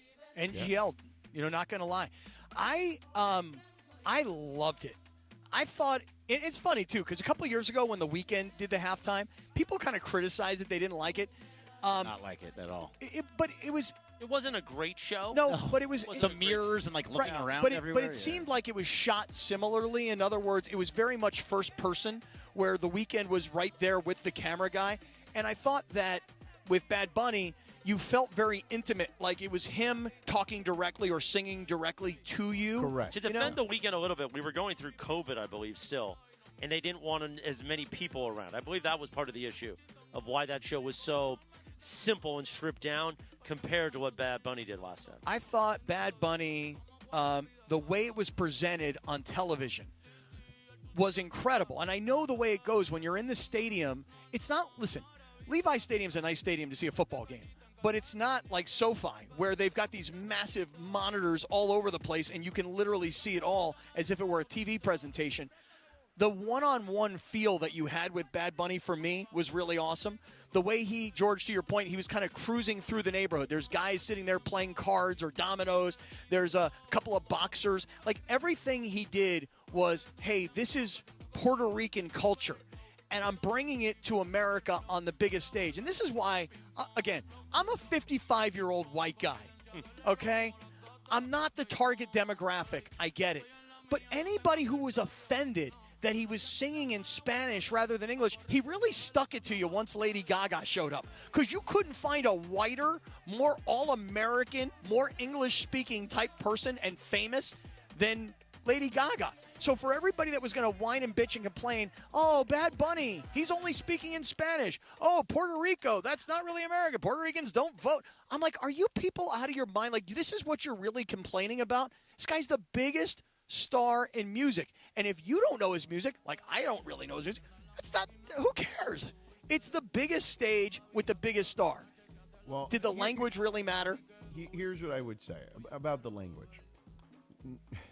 Nobody across the world complains when the most popular music across the globe is sung in English, and very few people across the globe speak English. Right? Like, the most popular music in the world has been historically music sung in English, correct? Whether it's the Beatles, so. Michael Jackson, whoever you want to name, right? Over whatever amount of time. But we're just so we lack such self-awareness that nobody realizes that for decades upon decades upon decades of music, it was all sung in English. And people in Asia were listening to it, or Africa, or Europe. And again, none of those people speak English necessarily, but it was what permeated through the world, because music should translate regardless, okay? Because it's about a feel, it's about an energy, right? It's about an emotion that it inspires in you, okay? So that, to me, like, the fact that we've made music political is really how sad a state of affairs that we're in at the moment. It's so true, because I was saying to the guys earlier, they could have had an English-speaking artist, and I might not have been able to understand the words. And I speak English. Just because I didn't understand all the lyrics, big deal. I could feel it. I could vibe with it. I thought it was awesome. Even my kids, I'm a little surprised. Like, my kids are not like really into Bad Bunny. Like, I would have thought that they're all in their 20s, that they would all know, because they're all into hip hop. I would have thought they would have all known Bad Bunny. And all my kids were like, I don't really know these songs, but I am loving this halftime show.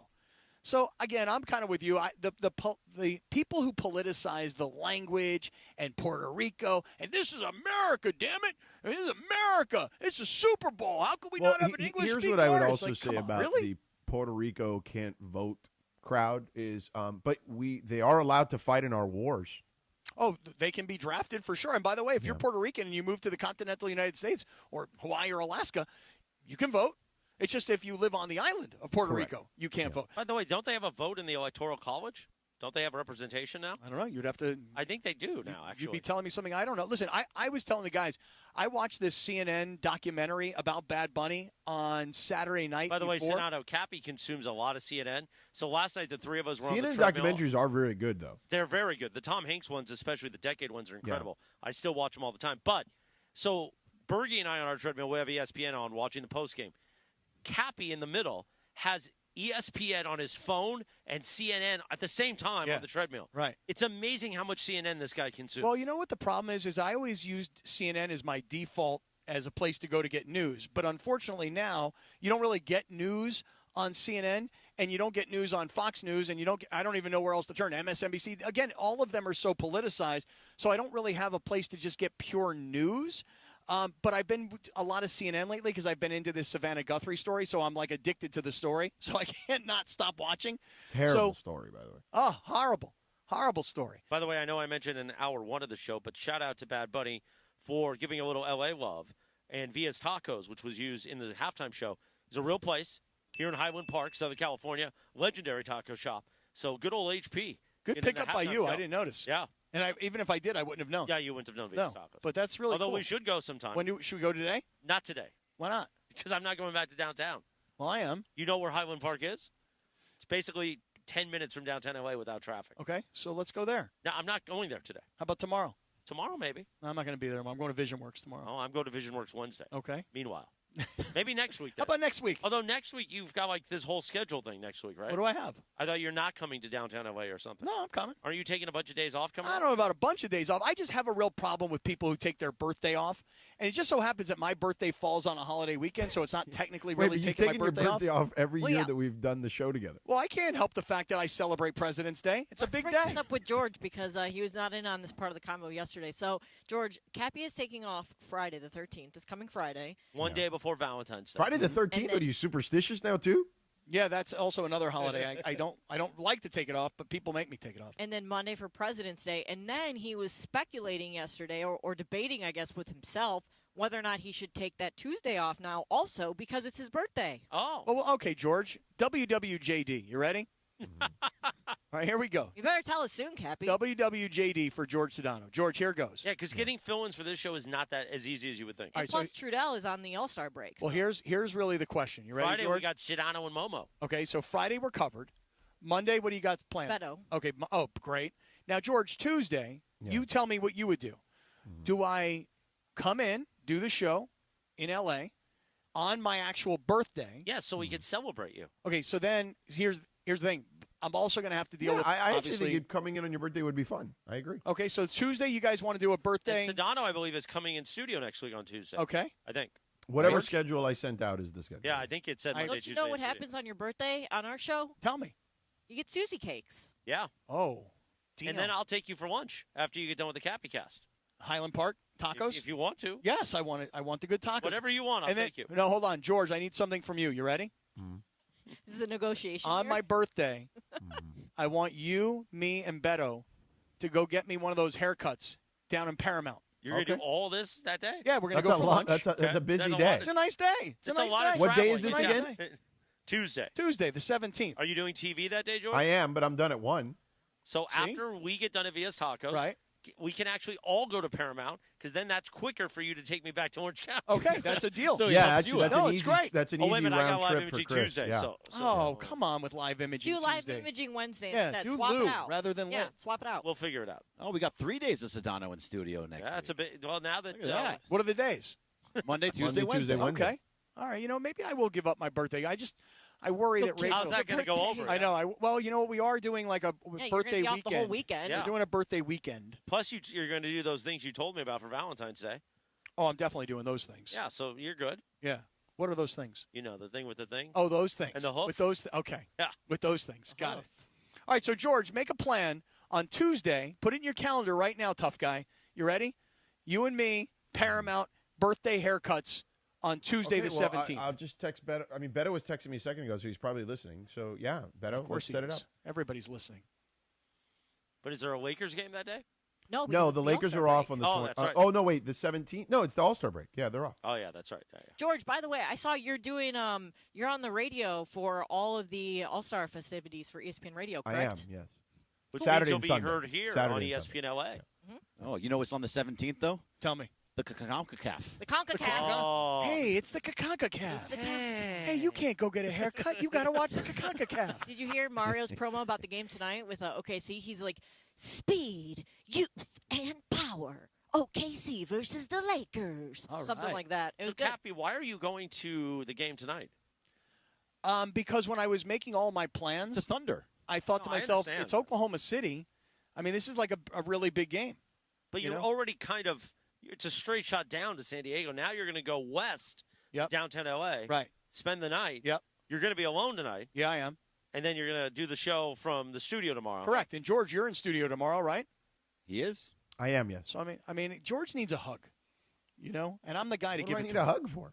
Just in general, I feel Well, like but you we didn't saw sleep him very last much. week. I know, but I didn't. You didn't sleep very much this weekend, George. You only had like 3 Well, hours, yeah, right? it was really just Total. yesterday. Today I actually got like, I don't know, how many hours of sleep did I get? I probably got like 8 and change today. Hey, that's nice sleep. Eight. But I have to so, ask you, how do you do it? How do you do it? So Like, without it was the sleep. It was not easy. What I would say is I did this last year too because I wanted to do Hubie's last game. But it was the reverse. I did sideline on Saturday and play-by-play on radio on Sunday for Hubie's last game while he was doing the game with Mike Breen and Lisa. But I just wanted to be there because he's meant so much to me. And it was, I got to say, it was easier to do the play-by-play, as crazy as that sounds, as to do sidelines. And, you know, I think, Cap, maybe you'd be able to relate to this and understand. When you're doing play-by-play, particularly on radio, like, you're just literally describing everything, right? Like, you're not, it's not a lot of thinking. You know what I mean? Like, you're just saying, hey, so-and-so has the ball on the right wing. So-and-so's driving to the basket with a left-hand dribble. Oh, he lays it up off the glass, right? Like, you're just describing things. Whereas, and, you know, and you'll have a second here where you'll kind of look at your notes and say something or whatever. When you're on the sideline, everything is either off the top of your dome or impromptu, right? Like, you don't know when you're going to get in. You're like a wide receiver. They'll throw you the ball at some point. You just got to be ready. So it's a little different mentally doing sidelines when you haven't slept because of that. Like, you just have to have this acute awareness of, oh, they may go to me at any given second, you know?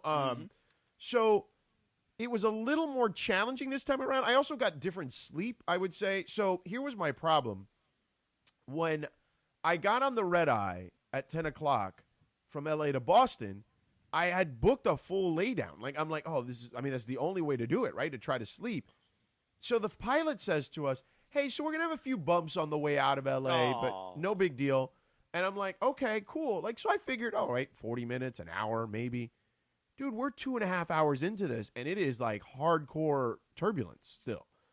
And I'm just like, bro, this is bad. I'm halfway through. I haven't even fallen asleep yet. Like, this is brutal. So eventually I doze off in 2 different stints for like 30 to 45 minutes. And then we're landing. I'm like, all right, whatever, here we go. So we go to the hotel. I go to the hotel, and I made the mistake. I should have done this differently. I made the mistake of just trying to go right to bed, and because I had like 2 or 3 hours there. So, but I still had to get up and shower and change and whatever, iron my shirt and all that stuff. So, like, really, I only had like 2 hours. So I was like, I went right to the room. It's a beautiful hotel we stay at in Boston, and I tried to go to sleep. And about 30 minutes into it, I realized, well, I'm not asleep, and I'm like, oh, I can have breakfast, and that will make me tired. So I should have done that first. But I didn't, and, you know, so the breakfast did make me tired. So I fell asleep for like a 40-minute stint and then like another 30-minute stint. So I probably have now at that point like pieced together close to 3 hours of sleep before I have to shower and get ready for the game. So, it was a lot of coffee. I had an espresso in the room. Do you know how to use a machine? I did know how to use the machine, yes. Greg, have you learned how to use the machine? I did. I had an espresso this morning, and it all worked out perfectly. I put water in last night, so I'd be ready for the morning. Yeah. Oh, there's a gentleman in the pool here at Yaamava. Already? That's impressive. What's going on, buddy? I got to give that guy his credit. So I had that, and then I had the runner bring me a latte just in case because I had espresso early, and then latte just a sip on a latte. And then I didn't really sip the latte very much, just a few times when I felt tired, and I got through the game. So, and something I reported apparently went like viral on the internet. Which What's that? Tell me, what was that? The glasses. The glasses, Karl Anthony Towns glasses.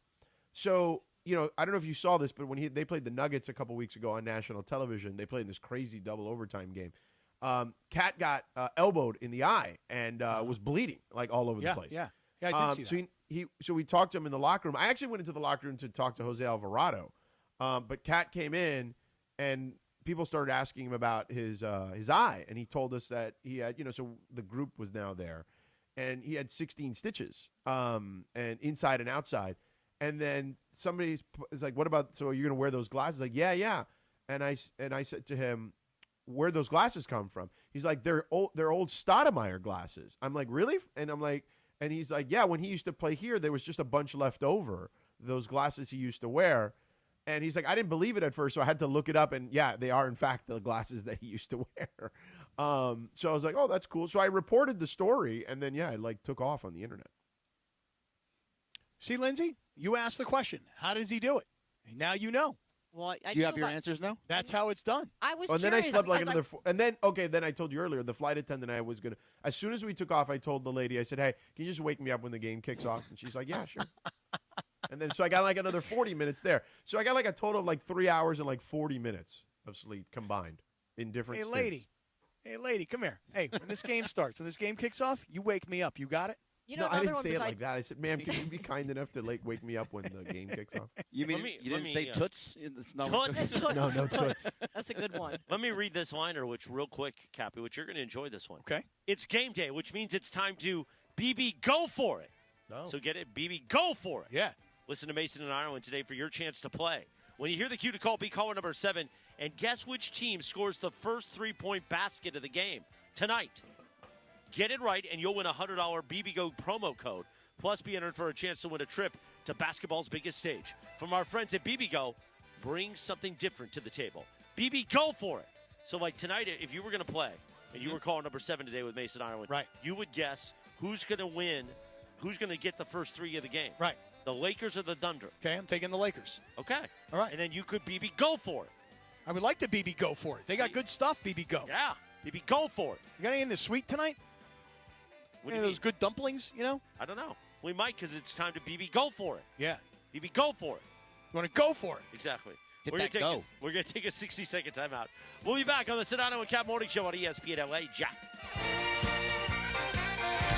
All gas, all Lakers. Tonight, a new challenge rolls into downtown Los Angeles. The Oklahoma City Thunder, young, fast, fearless, take on your Los Angeles Lakers. Reeves for 3. Good again. Austin Reeves has been spectacular tonight. Don't miss a second of the action. Lakers host the Thunder. Coverage begins tonight at 5:30 p.m. The Lake Show lives here. 710 ESPN and the ESPN LA app. Yaamava Resort and Casino at San Manuel is giving away a Mercedes every Thursday in February. Club Serrano members play all month long to earn entries for your chance to win this powerful and luxurious full-size German SUV. Join for free today and don't miss your opportunity to drive off in a brand new Mercedes. It's all happening at Yaamava Resort and Casino at San Manuel, celebrating its 40th anniversary. You in? Details at Yaamava.com. Must be 21 to enter. Please gamble responsibly. This is the Monday After. Live from the pool deck at Yaamava Resort and Casino. You in? The Sedano and Kap Morning Show is live from the pool deck at Yaamava Resort and Casino, recapping everything from the big game. The Monday After. On ESPN LA.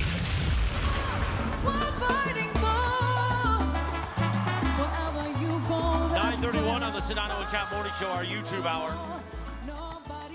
Producer Jorge back at HQ. We got some Bad Bunny here. Well, this is Lady Gaga. This is the slap in the face moment that Cappy brought up earlier, where Lady Gaga came out, but they added sabor to this. They added that Latin flavor to it, man. And me too, Sedano. I got a little teary when I heard this song mixed with the salsa behind it, man. Oh man, it just hit you in the feels, man. So during that moment, does hit you in the feels. We were talking with Jay Glazer, and we were looking up at the screen during the performance. This giant, huge, I don't know how many inches, 200 inches screen behind us that was running the game and the halftime show. And Jay said, "Oh, who's that?" And both Cappy and I went, and Jay said, "I think that's Lady Gaga." And Cappy and I go, "Oh, we don't know for sure." Yeah. And then somebody, I think Lindsay, said, "Oh, yeah, it is Lady Gaga." And it was amazing. I don't know how you couldn't tell. She's stunning. She is stunning. But again, we're trying to kind of focus on what what we were talking about. I couldn't tell who it was at first. Yeah. Great job by Lady Gaga. I was also watching on Bunny. a laptop, but Oh, there we go. George, real quick, at halftime, me and Chris and Jay Glazer got into a conversation that was way deeper than I would have expected at the time, and especially with the Bad Bunny thing getting ready to start. And I'm not joking when I tell you that by the end of it, the three of us were all like holding back tears because he said to Chris, Chris explained to him, how much he appreciates Jay sharing his mental health journey. And then Chris kind of told Jay a little bit about his, and Jay didn't know that about Chris, and these guys go back a long way. And that kind of got emotional. And then Jay looked over at me, and he kind of put his hand on my shoulder, and he said, "Hey, man," he goes, I'm really, really proud of you, He goes, and I'm sorry if I haven't done a good enough job telling you over the years how proud I am of you. And it almost made me start to get really teary-eyed. A much more emotional conversation with Jay Glazer than we might have expected given the time.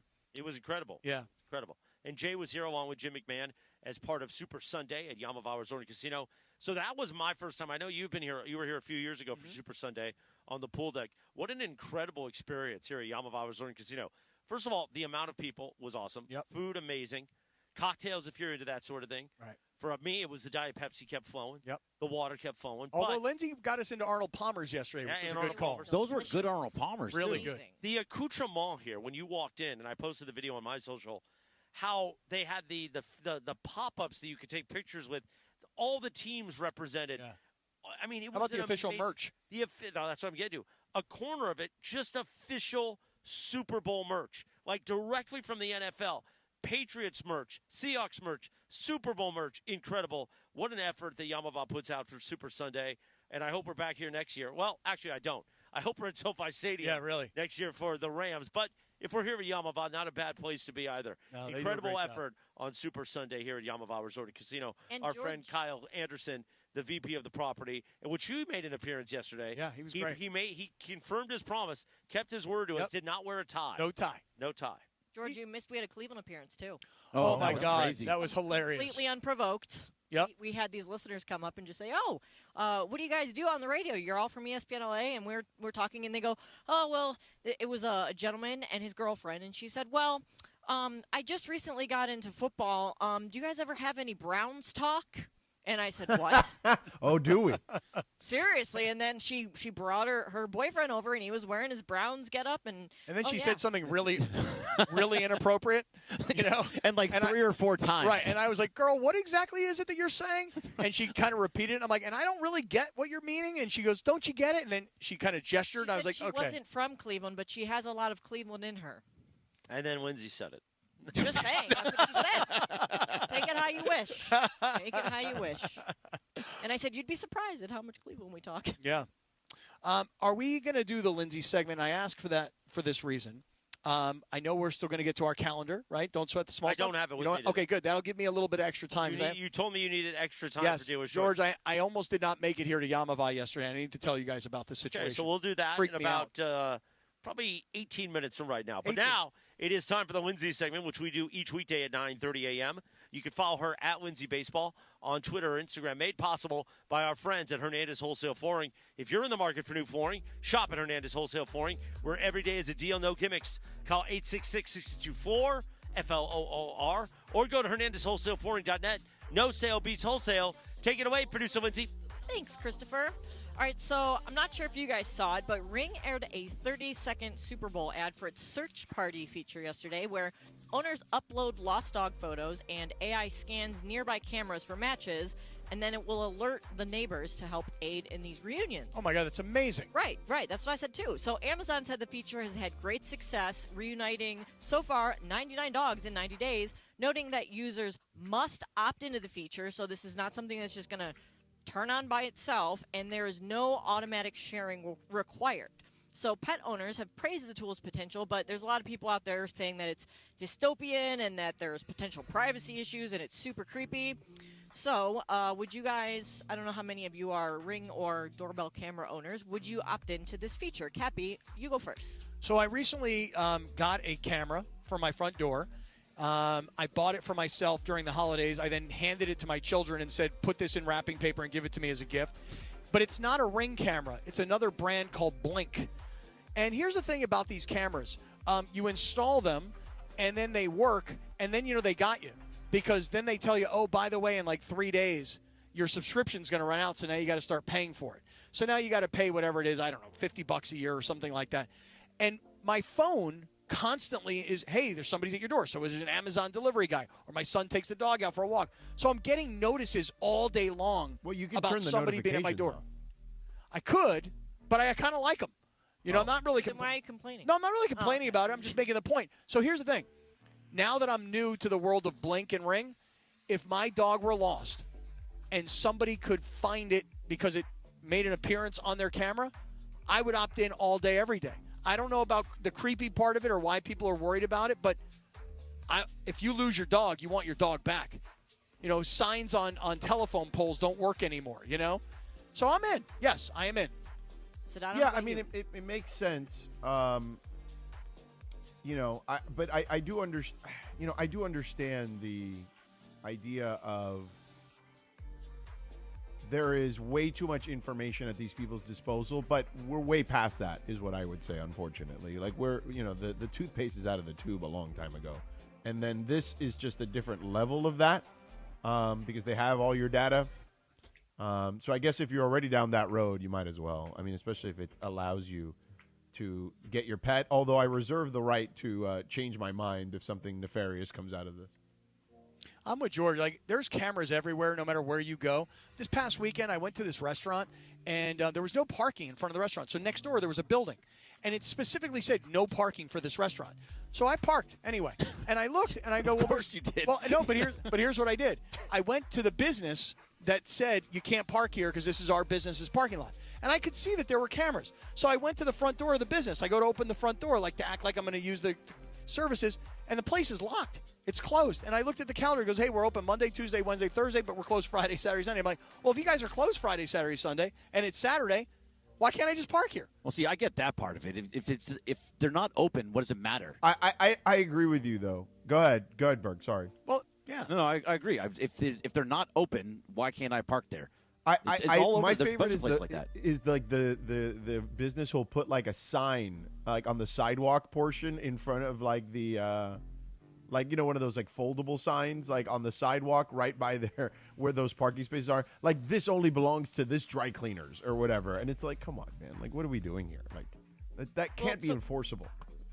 Well, Cappy, to your point about the cameras and the subscriptions and stuff, I feel like there is a lot more that you could benefit from with that than there is as far as like invasion of privacy, being weird, creepy, whatever. Because what are you so worried about, like being filmed outside of your house, first of all, and second of all, you mentioned Savannah Guthrie's mom being kidnapped or she's missing, whatever may have happened. Long story short, she had Ring cameras set up outside of her house, one in the front, one in the back, and since she didn't have an active subscription, they did not have the data stored to show who or what alerted the cameras. And so there was an alert that went off that said, hey, there's a motion detected at this time, but they couldn't see what it was because since she didn't have the subscription, there was no cloud to store the data to. And that's one of those things where, obviously, if this woman ends up, God forbid anything terrible has happened to her, well, something terrible has happened to her, but if she doesn't come back safely, that's something that could have helped immediately in finding who took her or what happened because they would have had that data. I totally got paranoid when they started to send me the notifications that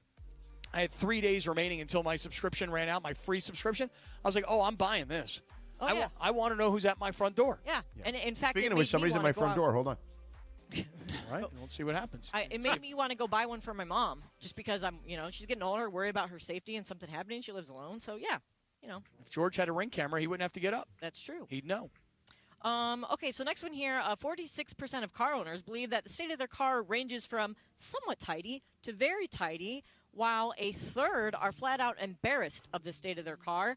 Those car owners said that they'd be embarrassed if someone that they knew had to look inside it. Gen Z felt most confident that their car was kept in a tidy state, while baby boomers were the most to admit they had a messy car. Oh. So I want to ask you guys, are you a tidy or messy car person, and would you say it's a reflection of your personality? Hey, Chris, Or what do you think? Chris, remember when mine smelled like ceviche for like a month? That's because we spilled ceviche on the way to Travis's house. My car is actually very, very clean. It is very clean. I've been in it several times. Yeah, there's really nothing on the floors or anything like that. So, yeah, I don't think it says anything about my personality because if you look at my office, it's a mess. There's stuff everywhere. But, yeah, I like to keep my car clean overall. My car right now is very, very clean. The inside of it is like it just got vacuumed out and I just got to the car wash. So, like, if you guys all got in my car right now, you'd be like, oh, wow, your car is really clean. But I generally have so much crap in my car, so my whole back seat will have, like, just tons of stuff.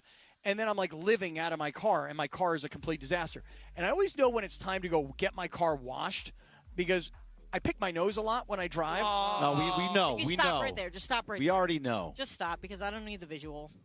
Are you flicking it all over? Well, usually under the driver's seat, like the mat, the driver's mat, right? All right. We're done. It's better than when you put it in your mouth. Right, so and then that's I good. pick it, and then I throw it on the floor, and then it's like, after a little while, it's like, what the hell? Why is don't wrong you with use more sinus rinses? Use some sinus rinses. I should probably use some sinus rinses. Don't forget, you're at risk for Alzheimer's if you pick your nose, Cappy. Okay. Put it right in your Every mouth. time. Every time. George, are you All right, back? I'm back. yet? It Did was you get to- Amazon. Oh, okay. George, is your car, are you like a messy car or a super clean car kind of guy? No, right. I mean, I have kids, man. Little kids that have stuff everywhere and leave stuff everywhere. So, unfortunately, it's not very clean. I mean, I clean it after a while, but it's not clean. See, I clean mine after a while, too, but it's because of the mat. I don't like the driver's seat. Okay, I got it. I don't like a single thing being seen in my car because my mom used to always tell me, well, if your car doesn't have anything in it, nobody has a reason to break into it because when I went to school at Akron, that was something that happened a lot. People got their cars broken into. So she always says, like, don't let it, if nobody has anything in there to see, then they don't have anything to take. I'm with you. When I think that's a good point. when I look back in my car, there's always like random stuff back there, wrappers, a brush, like socks. Like I'm like, I get sometimes we have to change back there, but it's like, dude, what are we doing? But no boogers. I mean, No, not to maybe my you do have knowledge. boogers I from mean, the maybe kids. there is. I'm sure. Oh, boy. Right, Not like now Cappy. they're showing on YouTube like where I'm picking my nose while I'm driving. I Hey, mean, you come did it. on, man, really? I saw nose cam right now. I see nose cam on my on one of my screens here. Yeah, there we Yeah, go. you see, look there, I'm driving and I'm picking my nose. And then what I do is I usually generally flick it on the driver's No. I'm side talking about mat. like the actual nose cam, like we would in the studio, where like we've got like a tight shot on you. Yeah, I've got one of those. I've got one up and running. Oh yeah, you get a little nose cam right here, right now. By the way, the sun is coming out right over my shoulder. Yeah, it's starting to get hot on my It's back. starting to get warm here at Yaamava. Well, luckily we only have 16 minutes left. Luckily. Well, do you need more time, Cappy? You need more room for your explanation, or could I do one more? Oh, please, feel free. All right, so I love the Lindsay segment. Good, I love it too, Cappy. A social media creator has shared an unexpectedly wholesome secret that's gone viral on Instagram. The fact that some men are quietly keeping detailed notes app files on their wives or girlfriends. Men said they're logging everything from favorite flowers and restaurants to book she's reading, new date ideas, or even odd cravings. So, I've been doing that for years. I was going to ask. That's just smart. All of you guys are, you're all part of a relationship. Do you guys do anything like this for your significant other? Christopher? I mean, I still have the notes from like our first couple. Oh, I almost said something. Oh, man. Whoa. Like, where are you That was going cool. with that? Thing to keep a note on. YouTube. Oh. YouTube. Our first, I was going to say first couple hangouts. And so I made notes, yeah. We know I still have them. And I also, so a lot of times when I'm going to write like a nice text or a nice email, I do it in the notes app first. Mainly just so I don't have to like do it in the pressure of the thing, whatever. So I still have those. I do that too. Yeah, when so I I'm still have texting those. guests, I do that too. I Yeah. do a draft.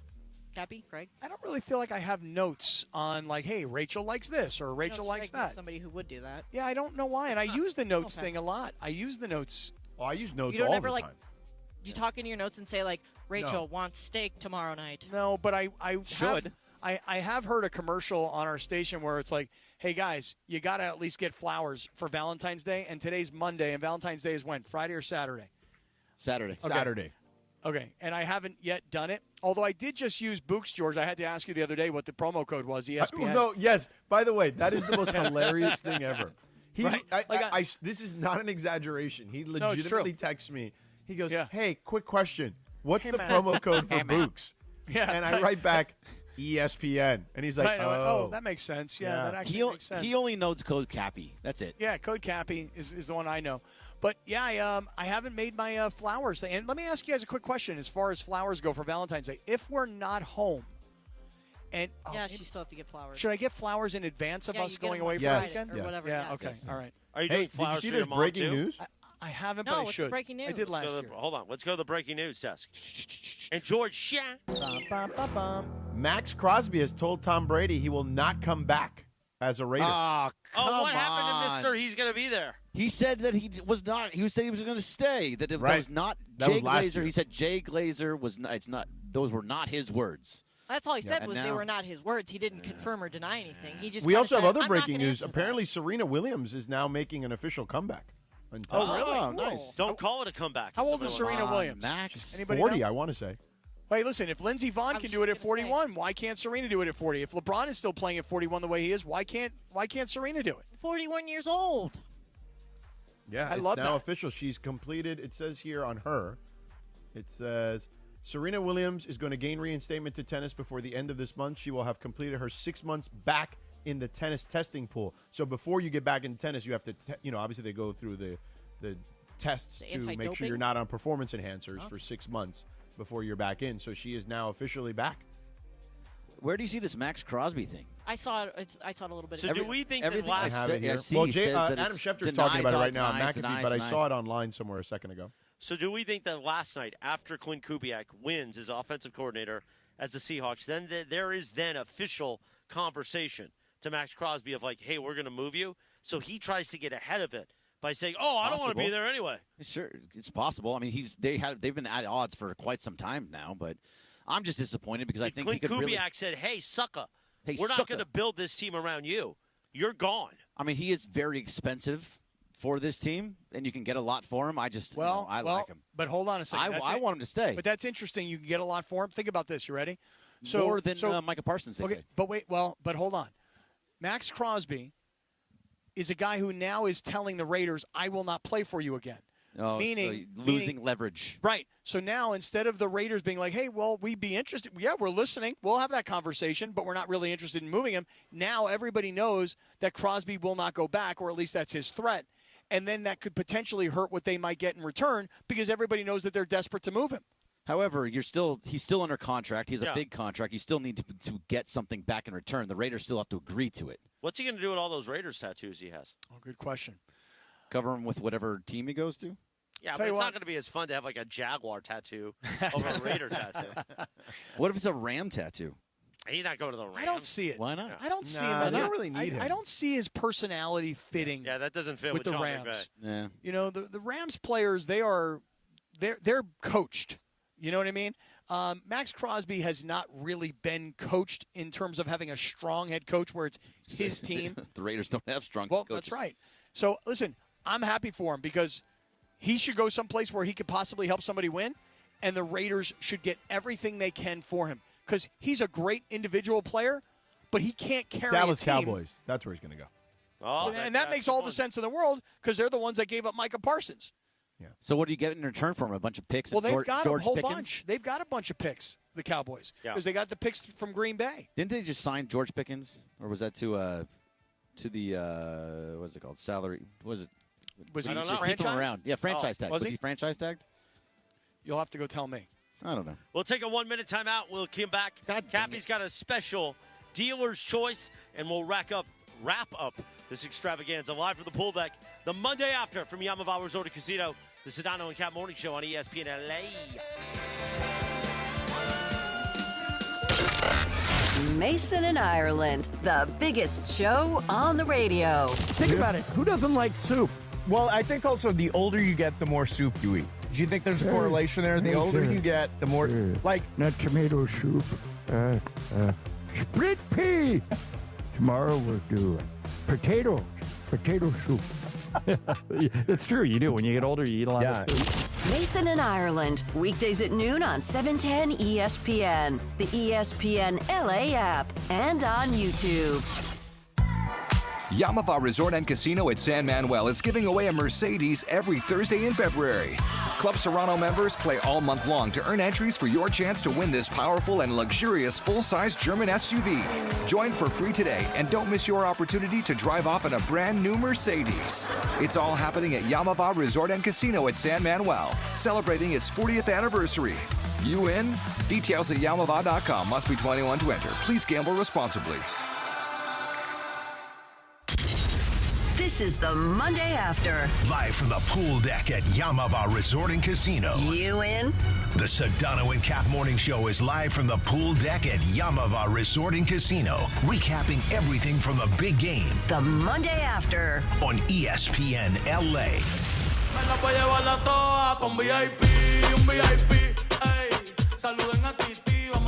8 minutes in front of 10 o'clock. Our final segment, the Sedano and Kap Morning Show, on a Monday, the day after, from Yaamava Resort and Casino. We're at the pool deck, Big Deck Energy. Cappy's moving to Bad Bunny. What do we got, producer Jorge? This is Titi Me Preguntó, and again, this is the song which he opened the halftime show with. Titi Me Preguntó. Oh, it's good. Yeah. Like when you're giving me the booty? You giving me the dump truck? You giving me the dump truck? Oh, gosh. It's not like it used to be, though. It's not like it No, used it's to be. not, but it can still move a man. Full-grown man can be moved. I loved it when Bad Bunny and Lady Gaga were dancing together. It was such a great dance scene. She was awesome. He was great. I don't really know much about salsa dancing, but I just feel like if I just move my hands like this kind of qualifies as salsa dancing. What do you think? You think? Oh, forward and then backward. Forward and backwards. Forward, Yeah, there you go. And then back. Yeah. And then forward and then back. It was awesome. Not bad. I thought the halftime show was all your awesome. dances look like that, Cappy. What's that, Lindsay? You gotta move your hips too. Yeah, Like, dude, back and it's forth. all salsa, Lindsay. It's all salsa dancing. Oh, yeah, it is time for the Dealer's Choice Real Deal, brought to you by Sellers Advantage. Want to sell your house before you call an agent? Call Sellers Advantage. They'll buy it as is with a competitive cash offer. No repairs needed. They make selling easy. Call 888-390-AS-IS for a no-obligation offer, or visit sellersadvantage.com. DRE 0196-1658, Cappy. George, I almost didn't make it here to Yaamava yesterday. Well, I saw your texts. Dude, I almost got into a massive, massive car accident yesterday. And I know, like, obviously I'm on the freeways a lot. So, you know, there's a lot of people, and it's, you know, you never know what somebody else is doing in their car. Listen to this story. So I'm driving on the 215 yesterday. I'm driving north. Yeah. And I'm probably doing 75, 80 miles an hour. Yeah. And I would say about, I don't know, maybe 50 to 100 feet in front of me and to my right, I see this black car, and it starts, like, veering off the freeway. And I'm like, oh, my God, that guy's going to run into the guardrail. And I'm going to see this all right here in front of me, but I'm far over here on the left lane, so it's not going to impact me. Yeah. But I'm about to see this guy, you know, get into an accident. Yeah. Just as the guy starts to almost hit the guardrail, I see his front tires shaking, like wobbling, you know? And I'm like, oh, man. Well, the next thing I know, the guy, like, is trying to regain control of his car, and he comes swerving all the way from the right. Now he's perpendicular on the freeway. He's no longer traveling north. Oh, wow. He's so it now looks like traveling whatever west. the tires were disconnected from the axles or something? No, it was more that he like he started shaking and rattling, trying to regain control of the car. At least this is what I thought. And then, smoke is coming from the tires, and he's going. And I'm like, wait a second, that was 50 feet ahead of me.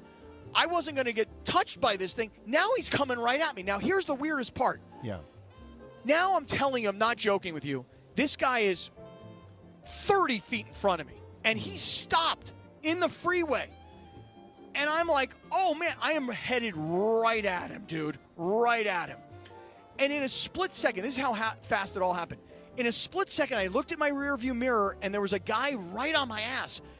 And I don't know how I thought of this quickly. I almost felt like Are they trying to stop me in the freeway? Like, do I have a guy stopping Are they traffic? squeezing you? Right, and this guy's behind me. Is there something going? I know. Did you think you were in a Jason Bourne movie or something? Fast and the Furious, where they're coming between Right, George, I know it sounds like bizarre. Like, how could I have come up and thought about this Think your ex-wife quickly? was finally getting you, huh? So I thought, like, this guy's in front of me, and he stopped. This guy's right on my ass. Oh, my God. And honestly, like, I was inches away from hitting him, and all of a sudden, at the last second, in my mind, I went, well, if they're here for me, I might as well try and run away from these guys. You got to veer and off. I swerve left. Into and then the come emergency back, lane. Yes, into the emergency lane. And I come back right. And now I'm like, oh my God. Did the other guy crash? So I don't know. So that's guy behind you? You don't know? You would hear it or no, like- I know, but I was because it was so crazy and it was so fast. All I was concerned with was don't hit this guy and avoid the accident. So I veer left. I pass. I miss the guy. I assumed the guy from behind me probably T-boned the dude. Okay? And I figured that traffic was going to be at a complete stop. Yet somehow people were still behind me. So I don't know what happened to the dude in the black car that swerved across the freeway. By the way, this is on the 215 North. And if I had to guess, it was probably about 4 or 5 miles south of a street called Alessandro Street. Because I was getting off on Alessandro Street. And here's the kind of the last part of this whole thing. I'm like, oh, my God. Whew, I almost got in an accident. Oh, yeah. And I realized, I'm like, well, nobody was coming for me, you moron. Why were you even thinking like that, you know? And I swear to God, true story, within the next 100 feet of me now regaining control of my car, there's a sign to my right. And it says, accident, call 800-345. 6-7-8-9. I swear to God, there was a Jacob and Ronnie sign right there. And I was inches away from getting into a massive car accident yesterday. So whoever that dude was, I hope that you did not get hit. I hope that you are safe. But, brother, you almost took a lot of us out yesterday afternoon. All right, Cappy. Very scary. Very, very scary. Well, it's been a great super weekend from Yaamava Resort and Casino. Thanks for being with us as part of the Monday after tomorrow. We return to LA Live. And we'll have Sedano and Cappy in studio tomorrow. Hell yeah. Looking forward to it. It's been a few weeks since we're all together. We should celebrate. We were there last week together. You were there, but Cappy was not. Oh, Cappy was not. Right, that's right. Yeah. Right. I look forward to Sedano calling me jerk face in person. Right, and stupid. Maybe stupid, too. Moron? No, I said what Maybe you said moron. was stupid. I didn't call you stupid. Maybe and moron. lazy. Lazy take. Maybe lazy take. We'll figure it all out. Lazy That's take is tomorrow the ultimate insult, by the way. at 7 a.m., the Sedano and Cap Morning Show. Everybody enjoy the Monday after. Have a good day. Talk about Bad Bunny with all your friends. And at work, be like, hey, man, did you see that commercial with the polar bears? Hey. You see the one with the tushies where they told everybody to loosen up their tushies? You've got to loosen up those tushies. All right, have a great Monday. We'll see you tomorrow morning, 7 a.m. right here, the Sedano and Cap Morning Show. Thank you, Yaamava Resort and Casino. Have a great day, everyone. We'll talk to you tomorrow.